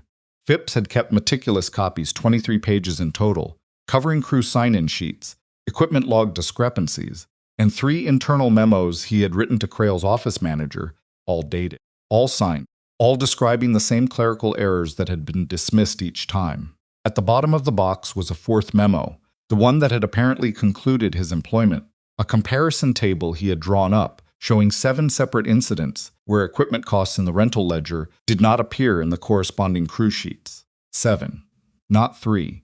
He had told them 3 on the mountain, apparently to see how they reacted before he showed them the full count.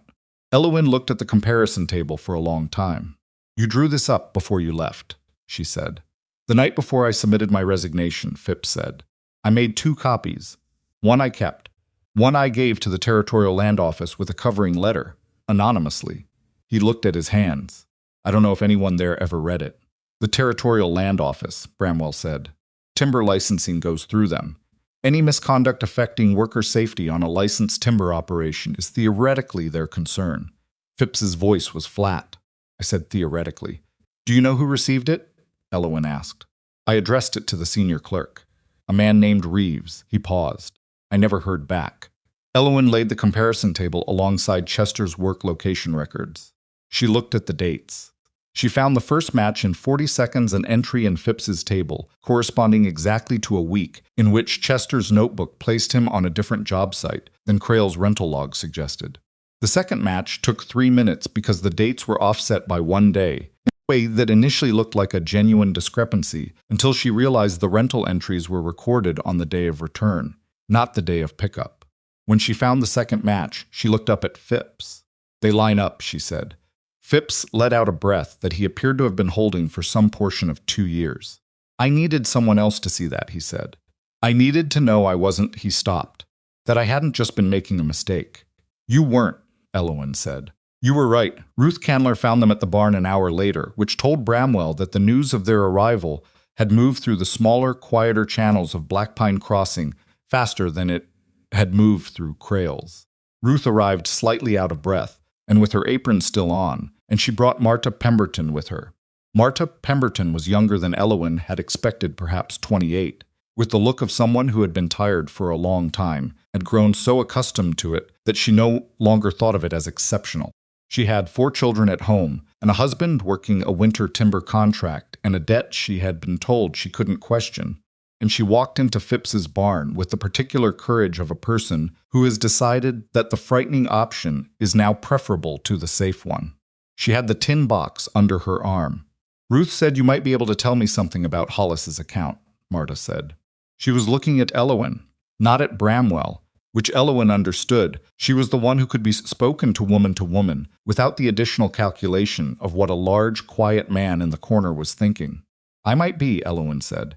Can I look at your pay stubs? Marta set the tin box on the upturned crate and opened it. Inside were pay stubs going back 3 years, kept with the particular care of someone who didn't know exactly why they were keeping them, but understood instinctively that they might matter someday. Elowen went through them carefully, cross-referencing dates against Phipps's comparison table and Chester's notebook. Ruth Candler stood near the barn door and kept watch on the street. Bramwell stayed where he was, which was where he was most useful. It took 20 minutes. When she finished, she set down the last pay stub and looked at Marta. "Hollis owes Crail $38, she said. Not $60. $22 of his account is fabricated on the same pattern as Chester's. Equipment rental charges for weeks when his crew sign-in sheets, which I believe exist in Crail's payroll records, will show him working in a different location." Marta stared at her. "You can prove that?" "I can show it clearly enough that a magistrate would ask Crail to produce his own records to refute it," Elowen said. "And if Crail's records refute it, he'll have to explain why his rental logs disagree with his own payroll sheets." She paused. "He can't produce evidence that helps him without producing evidence that hurts him." Marta pressed both hands flat against the tin box. She looked at the pay stubs laid out on the crate. Then she looked at Elowen with an expression that was not quite relief and quite grief, something that happens when a person has been carrying a weight they were told was their responsibility and discovers it was put on them deliberately. "He did this to other people too," Marta said. "It wasn't a question." "Yes," Elowen said. "How many? I don't know yet. Probably more than I have documentation for." Elowen gathered the pay stubs carefully and set them back in the tin box. "What I have right now is Chester's account, your account, and Aldous Phipps's records from inside the mill. It's enough to go to a magistrate with. It's enough to force an inquiry." Ruth Candler spoke from the doorway. "There are men in this town who've been afraid to question their accounts for years. If they knew there was a way—" "One thing at a time," Elowen said. "Right now I need to go to Crail's store." The barn went quiet. "You're going to walk in there," Bramwell said. It was not a question and not an objection, just a statement of what he was hearing. "I'm going to walk in there and put Chester's notebook on his counter and show him exactly why his ledger is wrong," Elowen said. "And I'm going to ask for a signed receipt marking the Voss account settled in full, in front of witnesses." She looked at Ruth and Marta, "In front of as many witnesses as will come." "He won't sign it," Ruth said. "He'll have a choice," Elowen said. "Sign it, or I walk directly from his counter to the territorial magistrate's office with everything in that document box, and everything in Chester's notebook and Marta Pemberton's tin box." She looked at Phipps, "and a former company accountant who can explain all of it." Phipps had been quiet through most of this, standing beside his wagon with his arms still folded. He unfolded them now. "I'll come," he said. It seemed to surprise him as much as anyone. "You don't have to," Elowen said. "No," Phipps said. "I know I don't have to." He looked at the document box. "I've been alone with this for 2 years. I'm tired of it." They went to Crail's store at midday, which was when the street was most populated, and the store would have the most ordinary traffic moving through it. This was Elowen's calculation, and Bramwell accepted it without discussion. The group that walked up the main street of Black Pine Crossing was not large, but it was deliberate. Elowen with Chester's notebook and the document box, Bramwell beside her, Phipps on her other side, Ruth Candler and Marta Pemberton behind. 3 mill workers who had been talking to Ruth that morning and who had their own unspoken feelings about their accounts fell in without being asked, walking a few paces back. Not part of the formal proceeding, but present in the way that people are present when something is happening that concerns them. Crail's store was occupied. 4 customers, a clerk behind the near counter, and Crail himself at the back, visible through the open door of his office.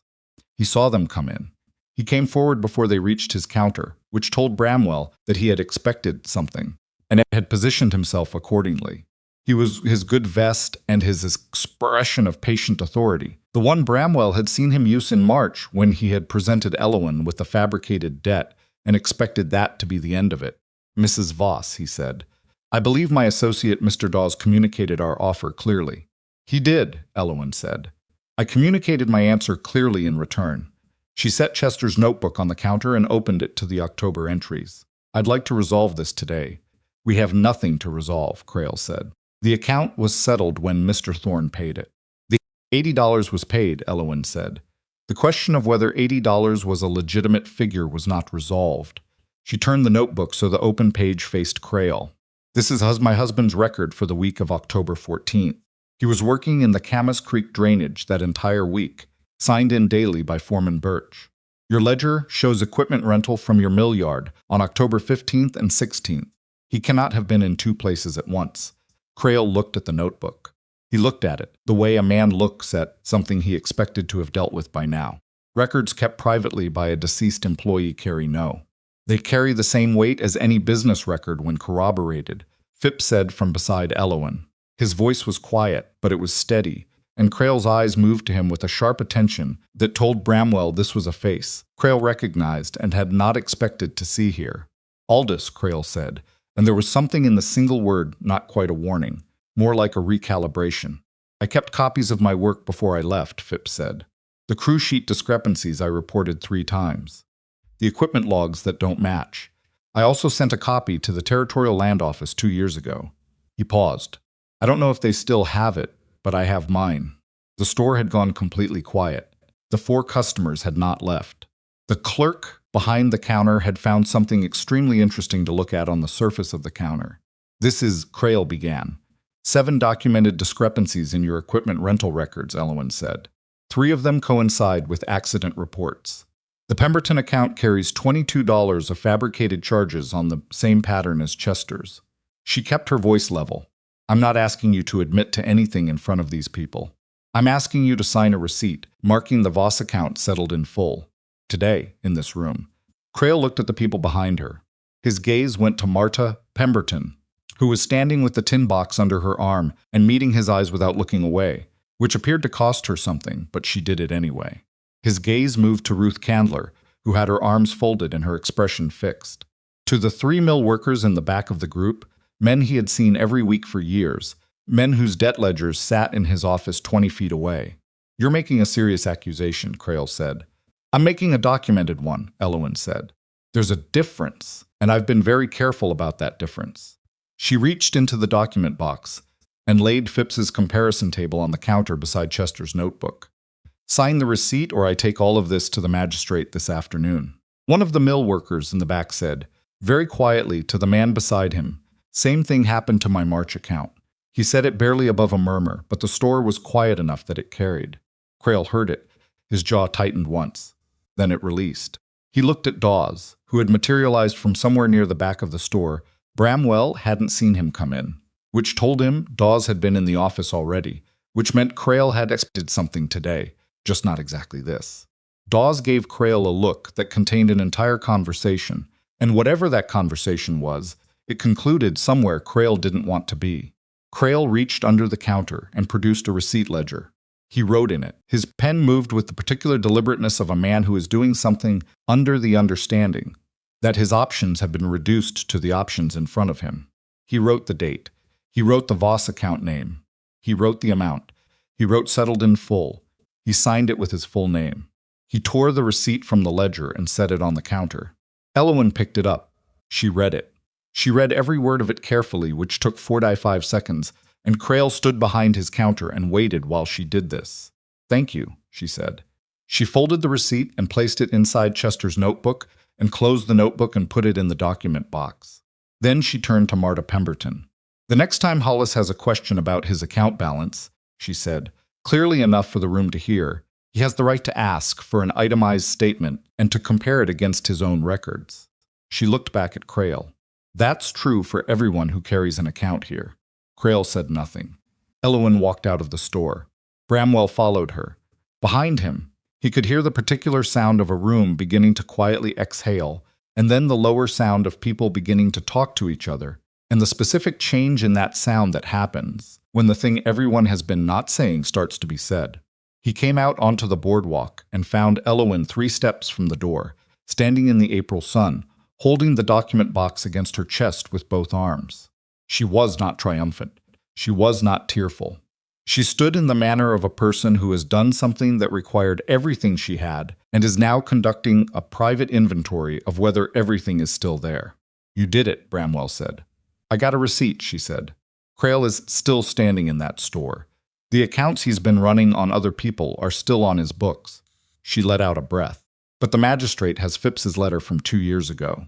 Whether they acted on it or not, it's on record. And now there are witnesses to what just happened in there. She looked up at him. It's not over. But it's different than it was this morning. It is, Bramwell said. Ruth Candler came out behind them, and then Marta, and then Phipps, who stood on the boardwalk and blinked in the sun as if he'd been somewhere dim for a long time. Marta looked at Elowen. What do we do now? Elowen thought about it honestly, the way she did everything. You go home to your children, she said. I go buy supplies. She paused. With wages, I earned myself. She went to Albert Foss's general goods store, and she bought flour, salt, baking powder, coffee, a paper of needles, and a small packet of garden seed. She paid for all of it with money from the canvas roll she had kept in her coat pocket through 7 weeks on the mountain, $4, and change from what she'd arrived with, plus the wage she and Bramwell had agreed on for the work she'd done. Paid out in small increments when he had cash from his trap sales, recorded on neither side with any particular formality, but understood perfectly by both. She carried the supplies out to the wagon herself. Bramwell was checking Cobb's harness when she loaded them into the wagon bed. He checked each buckle and strap with the same thoroughness he always applied, which was complete and unhurried. When she had the supplies in and the wagon cover tied down, he straightened and looked at her. Ready? He said. Yes, she said. She climbed up onto the bench. He climbed up beside her. They started north, back toward the mountain road, back toward Ironcrest, and Black Pine Crossing fell behind them, the way it had fallen behind them the first time. Except that the afternoon light was different now, and the weight of what she was carrying was different, and Cobb moved at his usual pace, with his usual skepticism about every surface, which was the most reliable thing about him and always had been. They were past the edge of town, into the first of the timber, where the road began its long argument with the mountain, when Elowen reached over and placed her hand over Bramwell's on the reins. He looked at her hand on his. He turned his palm up and held hers. Neither of them said anything. The road climbed, and Cobb climbed with it, and the timber closed around them. And somewhere above, the upper ridge of Ironcrest held its snow in the long afternoon light, and the cabin waited at the end of the road the way it had waited every evening for 15 years. And the difference now was something Bramwell did not try to put into words, because words were not the tool required for it. He held her hand, she held his. The mountain received them without comment, as mountains do. They made it back to the cabin before dark, but only just. The upper road had iced again in the late afternoon shadow, and the last 2 miles took longer than they should have, with Cobb picking his way in that deliberate manner he had, when he'd decided the humans on the bench had already asked enough of him for one day. By the time Bramwell unharnessed him and got him settled with feed and water, the light was fully gone, and the temperature had dropped the way it always dropped on Ironcrest, once the sun cleared the ridge, not gradually, but all at once, like a door closing. Elowen had the fire going by the time he came inside. She had also put the supplies away, started water for food, and was sitting at the table with Chester's notebook open in front of her and the signed receipt lying flat beside it. She was not reading either of them. She was just looking at them, the way you look at something after a long effort, not with satisfaction exactly. More with the particular exhaustion of a person who has been holding tension in their body for so long that releasing it feels strange and slightly alarming. Bramwell hung up his coat and sat down across from her. She didn't look up immediately. He'll try something else, she said. Probably not against me directly, but he still has 30 other accounts he can manipulate, and now he knows the method is visible. He'll change it. Or he'll be more careful, Bramwell said. Careful is different from honest. But it's different from what he's been doing. It's not enough. No, he agreed. It's not. She looked at the receipt. Phipps's letter has been sitting in the Territorial Land Office for 2 years. Either it was filed and forgotten, or it was read by someone who decided not to act on it. She smoothed the edge of the receipt with her thumb. I need to know which. How do you find that out? I write a letter of my own, she said. To the same office. This time with my name on it. And with Chester's notebook as an enclosure, not the original. A copy I'll make myself, and with Phipps's comparison table, which he's agreed to let me keep. She looked at Bramwell. A letter from his widow carrying a dead man's careful records is easier to file and forget than a letter from a widow who has already stood in a company store and obtained a signed receipt and has witnesses to what happened there. Bramwell thought about this. You're building a record. I've been building a record, she said. Since the first morning I sat on your floor with that pulley block. Everything documented. Everything dated, everything in order. She finally looked up at him. Chester taught me that without knowing he was teaching me. He kept records because he didn't trust people not to lie to him. I'm using those records to prove he was right not to trust them. Bramwell was quiet for a moment. He'd have been glad to know it. Something crossed Elowen's face at that quick and unguarded, there and gone in 2 seconds. I don't know, she said. He was a man who hated trouble. He kept those records, hoping he'd never need them. She closed the notebook. He would have been horrified at how much trouble they've caused. He would have been proud of how you used them, Bramwell said. She looked at him. She held his gaze for a moment longer than she usually permitted herself to. Maybe, she said. Then she got up and dealt with the food, which was her way of ending a conversation that had gotten closer to something important than she was comfortable with yet.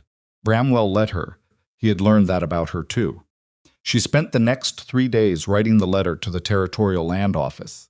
This was not because it was a complicated letter. It was perhaps 4 pages when finished, but because she wrote it 6 times before she was satisfied. The first draft was too angry. The second was too careful and drained all the force from the facts. The third tried to do too much and became a document rather than a letter. The fourth was close but had a section in the middle where she had allowed herself to editorialize in a way that would let a bureaucrat dismiss the emotional content and ignore the factual content along with it. Bramwell watched her work through this without comment, understanding that commenting would not improve it and might make it worse. On the 4th day, she wrote the 5th draft and then sat back from the table and put down her pencil and said, "Read this." He read it.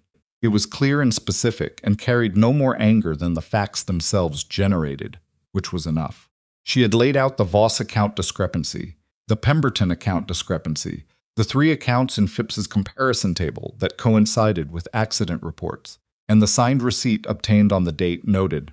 She had listed every piece of documentation enclosed with the letter in a numbered index.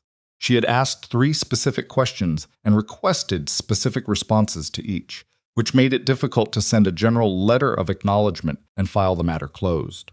"It's good," he said. "It's the best I can do with what I have," she said, which was her version of the same statement. She made a clean copy the next morning and sent it down with Voss's delivery man, along with a separate note to Aldous Phipps, informing him of what she had sent and requesting that he write a confirming letter of his own in his name if he was willing. He was willing. His letter went down 4 days later. Then they waited. Waiting on a mountain is different from waiting in a town. In a town, waiting has texture, you see, people. Things happen around you. The passage of time is marked by other people's activity. On a mountain, waiting is just time, and time at elevation has its own quality. Bramwell had lived inside that quality for 15 years and found it more manageable than most people did. Elowen, he discovered, was better at it than he expected. She was not good at idleness.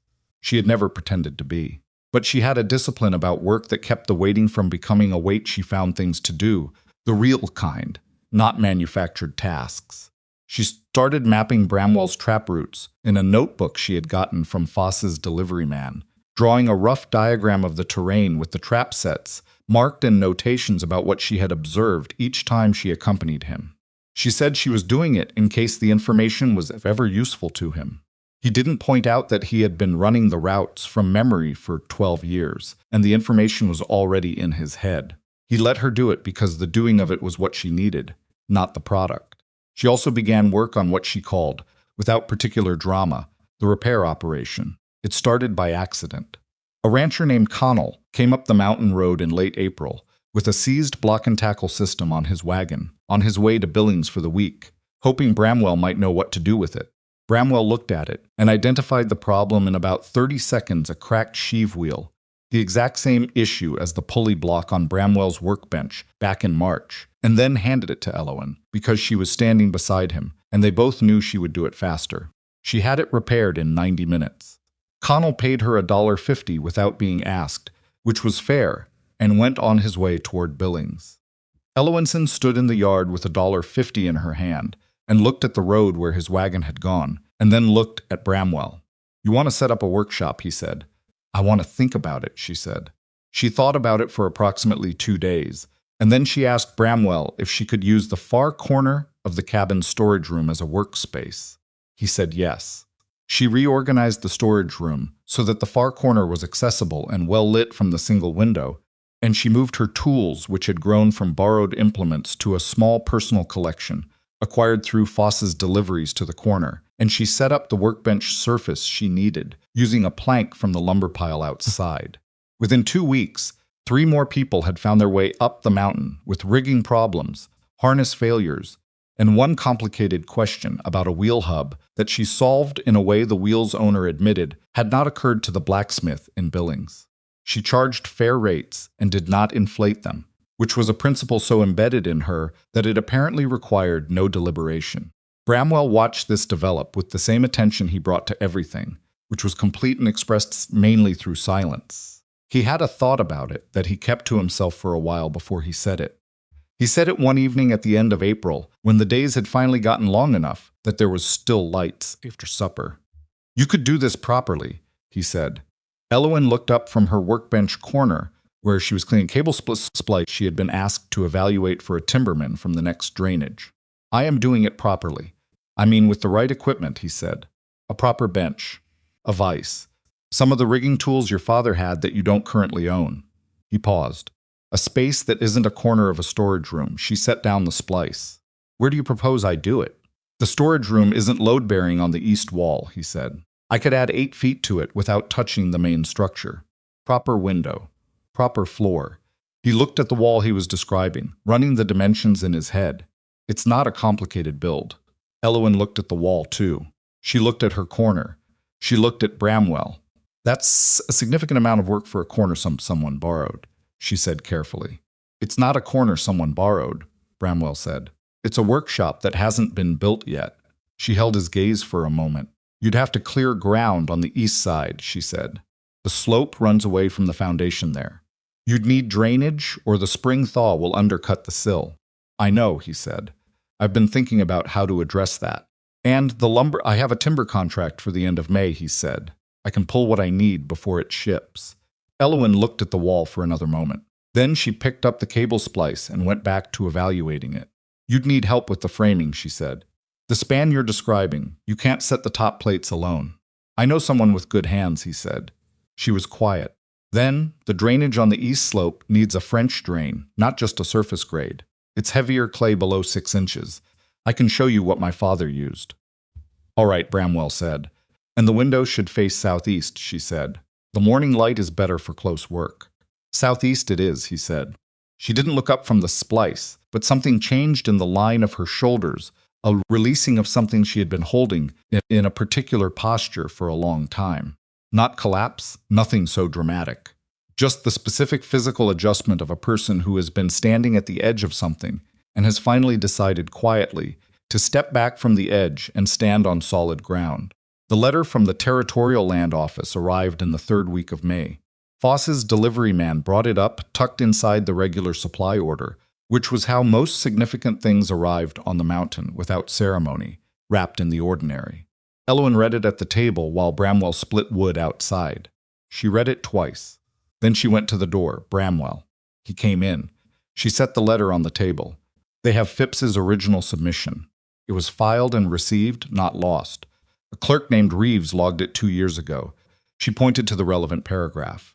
"The reason no action was taken is that a single anonymous submission, without corroborating documentation, is classified as an unverified complaint and held pending further information."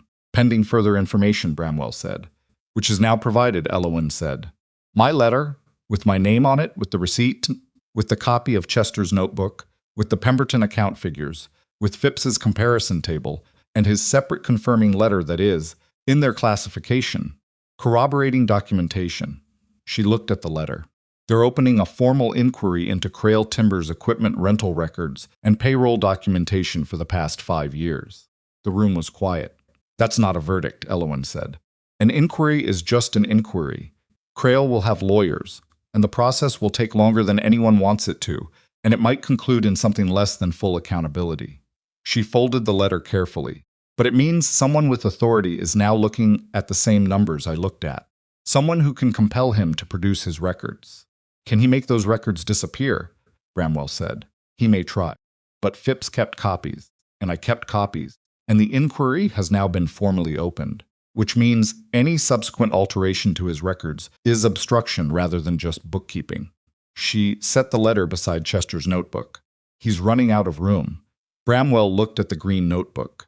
It had been on the table, or under the bunk mattress, or in the document box for more than 2 months. It had been carried to a store counter, read by a territorial official, copied 3 times. and cited in 2 formal letters. It was worn at the corners now, and one of the interior pages had a small water stain from the trip down the mountain in April. Chester Voss had filled it with careful numbers, because he didn't trust the world to be honest with him, and he had been right not to trust it. And he was gone before he ever had reason to know that the careful numbers had outlasted him in the most useful way possible. "What do we do now?" Bramwell said. "We write back," Elowen said. "And we offer to make ourselves available to the inquiry examiner if they need to speak with us directly." She picked up her pencil. "And then we go back to work." The extension to the storage room took 6 weeks to build.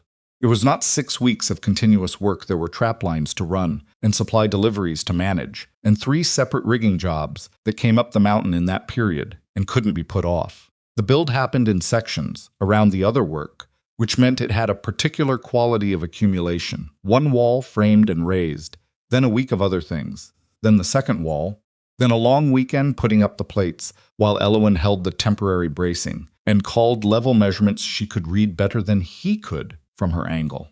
The drainage trench on the east slope took a full day and was genuinely unpleasant work. Clay soil and rocks and the specific frustration of a French drain that kept wanting to run at the wrong grade. Elowen had been right about the clay, her father's method, which involved a gravel bed laid before the perforated pipe and a particular way of angling the outlet, worked where a simpler approach would have failed. Bramwell filed this information away with the same thoroughness he filed everything useful. They framed the window opening on a Tuesday. He had cut the rough opening and set the jack studs, and she was test-fitting the window frame, a proper double-pane unit he had ordered, through Voss's, with some of the timber contract money when she stopped and looked out the opening, at the view that would be visible. From the workbench he had designed to sit below it. The view was east and south, the direction she had specified for the morning light. From the window opening you could see the lower drainage, the bench above the creek, the long slope of open mountain before the timber closed in, and on clear days the suggestion of the valley below. Black Pine Crossing reduced to a smudge of smoke against the distant hills. "You can see the valley from here," she said.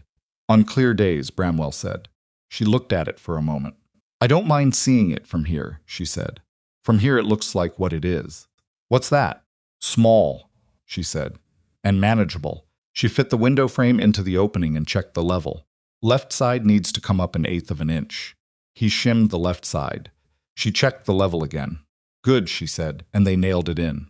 A second letter came from the Territorial Land Office in late June. This one was longer, and it included a formal notice addressed to Orson Crail requiring him to produce 5 years of equipment, rental ledgers, payroll records, and employee account statements for review by an appointed examiner. The notice was copied to Elowen as the primary complainant of record. She read it standing at the table, still in her work coat from a morning job, and when she finished, she set it down and stood very still for a moment. Bramwell was at his workbench, repairing a length of trap cable. He did not ask her what it said. He waited. "They're going after the full 5 years," she said. "Not just the accounts I documented. All of them." She picked up the notice and read one specific paragraph again. "The examiner's preliminary review of the documentation provided indicates a pattern consistent with systematic account manipulation, rather than isolated clerical error." She set it down. "They're using the word systematic. That changes things for Crail," Bramwell said. "Considerably," she said. "Systematic manipulation of worker accounts under a territorial timber license is a licensing matter, not just a civil debt question." She looked at Chester's notebook on the shelf where she kept it now, beside the cabin's household accounts. "If the examiner finds what I think he'll find when he gets into those ledgers, Crail stands to lose more than money." She didn't say it with satisfaction. She said it the way she said most things that mattered, plainly, without decoration, letting the fact carry its own weight. "Are you glad?" Bramwell asked. He was genuinely asking, not assuming. She thought about it honestly. "I'm glad it's in the examiner's hands," she said. "I'm glad it's not just mine anymore." She looked at the window, the new workshop window, with its southeast morning light. "I've been carrying Chester's notebook for 5 months. I'm tired of being its only custodian." "You're not the only custodian anymore," Bramwell said. "No," she said. "I'm not." She hung up her work coat and washed her hands and went to her workbench, where a rancher from the eastern drainage had left a pulley assembly the previous day that needed assessment. She picked it up and turned it in her hands and began working. Bramwell went back to his trap cable. After a while, she said, without looking up, "We need to talk about the cedar board." He looked at the board above the stove. 47 notches, he knew, without counting. He had known the count for a while. "What about it?" he said. "My debt is finished," she said. He set down the cable. "Elowen, I calculated it carefully," she said. "What you paid, what the work has been worth, what the time accounts for. By any reasonable reckoning, it's finished." She still didn't look up from the pulley assembly. "I want you to know that I know it's finished." Bramwell looked at the cedar board. He thought about what she was actually saying, which was not what she appeared to be saying. She was not telling him the debt was done so she could leave. She was telling him the debt was done so that if she stayed, it would be for a reason that had nothing to do with owing anyone anything. He understood the distinction. He understood it clearly. "All right," he said. She set down the pulley assembly. She got up from the workbench. She went to the stove and took the cedar board down from its nail. She looked at the 47 notches for a moment, all of them earned, none of them given, the whole record of a woman who had arrived with nothing, and refused to let that be the permanent condition of her life. She put the cedar board in the fire. He was on his feet before it fully registered. "What are you?" "My debt is finished," she said. "I don't need to keep the record anymore." The cedar caught and burned with the particular brightness of dry wood that has been cured a long time, and the notches went with it, all 47, and Elowen stood in front of the stove and watched it go. Bramwell stood behind her and looked at the fire. "That board wasn't debt," he said finally. "Not to me. It was never debt to me." She turned around. She was close enough that he had to look down to meet her eyes, which he did. "I know," she said. "That's why I could burn it." He looked at her for a long moment, this woman who had followed his wagon through the snow because she had nowhere else to go, and had turned out to have more capability and stubbornness and careful intelligence than anyone he had encountered in 15 years of choosing to encounter as few people as possible, who had fixed his pulley block and his woodshed and his harnesses and his floor and his loneliness, not because she was trying to, but simply by being present with complete honesty about what she was and what she could do and what she needed. He had not been looking for this. He was aware that this was irrelevant. "The workshop is yours," he said, "not borrowed. Yours." She held his gaze. "The whole mountain has been mine since February," she said. "I've just been waiting for you to catch up." He almost smiled. It was not quite a smile. It was the expression of a man whose face had lost some of the practice, but it was close. "I'm caught up," he said. The summer that followed was not simple, because nothing on a mountain at that elevation was simple, and neither of the people living there were the kind of people who produced simple outcomes. The territorial examiner arrived in Black Pine Crossing in July, a composed man from the land office in Helena named Garrett, who spent 3 weeks working through Crail's records with the methodical patience of someone who did this professionally and could not be hurried or charmed or discouraged. He spoke with Elowen twice, once at the store and once by letter, and his questions were precise, and his response to her documentation was a careful absence of response that told her a trained assessor had looked at the same numbers and arrived at the same place. Crail hired 2 lawyers from Billings. Aldous Phipps provided his original copies to the examiner and then went back to his barn and his freighting operation and his orange cat, and did not come to any of the public proceedings that followed, which was consistent with who he was. He had done what he had decided to do, and he had done it at some cost, and he did not require an audience for it. Hollis Pemberton's account was formally reviewed and adjusted. He owed $38, not $60. The difference was returned against his future work at the mill, which was not the same as a cash payment, but was more than he had expected from a company that had never previously acknowledged any obligation to him at all. 4 other accounts were adjusted in the same period, quietly, without formal proceedings. Crail or his lawyers apparently calculated that voluntary adjustment was preferable to the examiner finding the same discrepancies himself. Ruth Candler told Elowen about each one through Voss's delivery man, who had by now become an informal communication link between the mountain and the valley that he seemed to regard as a reasonable expansion of his service. Crail's timber license was placed on conditional status, pending the outcome of the formal inquiry. His lawyers were good, and the process was slow, and the final outcome moved at the pace of territorial bureaucracy, which is not a pace designed with urgency in mind. But the conditional status meant he was operating under scrutiny he had not operated under before, and scrutiny changes behavior even when it doesn't change character. Elowen wrote one more letter to the land office in August, providing additional documentation that Fitzphipps had located in a second set of copies he had apparently forgotten he made, and then she put the matter in the examiner's hands and left it there. She had done what she could do. The rest was for institutions to handle, badly and slowly and imperfectly, the way institutions always handle things. She had learned from her father that you could not make systems honest by yourself. You could make specific dishonesty visible, and you could create conditions where it was harder to sustain, and you had to accept that as the available outcome and not hold out for more, or you would grieve yourself to nothing waiting. Chester had understood that too. He had kept his records knowing he might never need them, and knowing that if he did, they might not be enough. He had kept them anyway, because careful work was its own argument for how things ought to be done, regardless of whether anyone was watching. She kept that in mind. The workshop was finished in September. Proper bench, proper vise, southeast window with its morning light, French drain on the east slope doing its job against the autumn rain. The rigging tools Bramwell had ordered through a supplier in Helena arrived in 2 shipments and were arranged on the workshop wall in a way that was, Elowen admitted, more organized than her father's shop had ever been, which said something about what 15 years of solitary mountain living did for a person's relationship with order. She had 4 regular clients by the end of September and 2 more inquiries pending. On the first morning, she worked in the shop a Tuesday, clear and cold, the aspen on the lower slope, turning yellow in the way they did every autumn. Like an argument for paying attention, she set up a new ledger on the corner of the bench. It was a plain book, brown cover, the kind Voss sold for household accounts. She wrote the date at the top of the first page.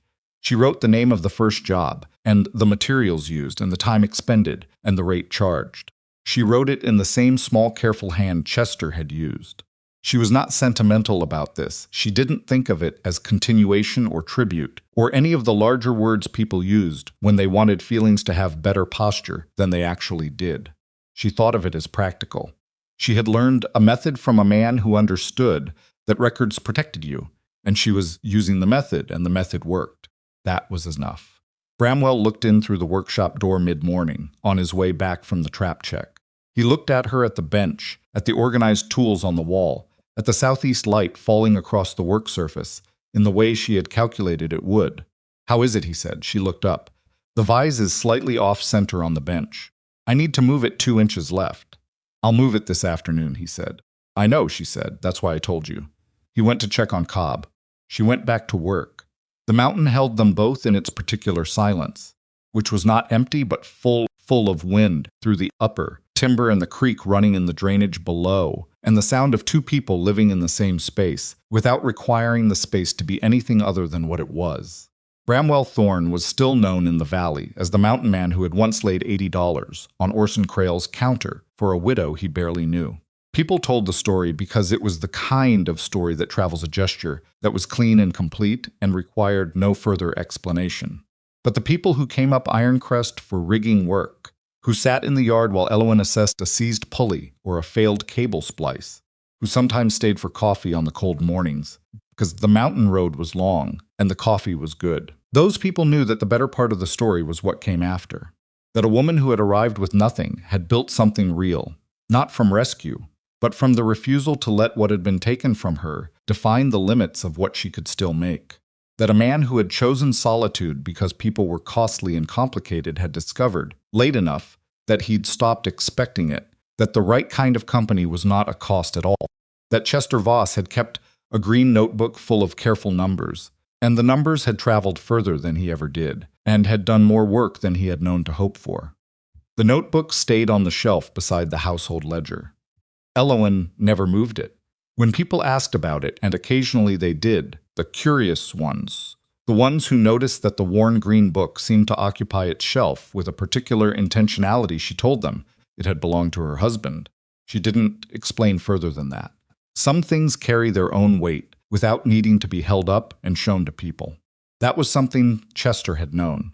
She was still learning it, and on the mountain, which had no opinion about human accounting of any kind, the seasons continued their rotation without asking anyone's permission, and the cabin held its warmth against the cold, and the workshop window caught its morning light, And the trail that Bramwell had walked alone for 15 years showed, by autumn, the particular wear of two sets of feet moving through the same days at the same unhurried pace.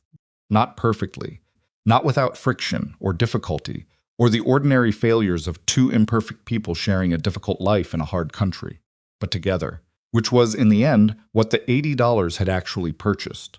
Not a woman's debt, a door left open, and two people stubborn enough, and careful enough, and tired enough of being alone with their respective careful records to finally walk through it.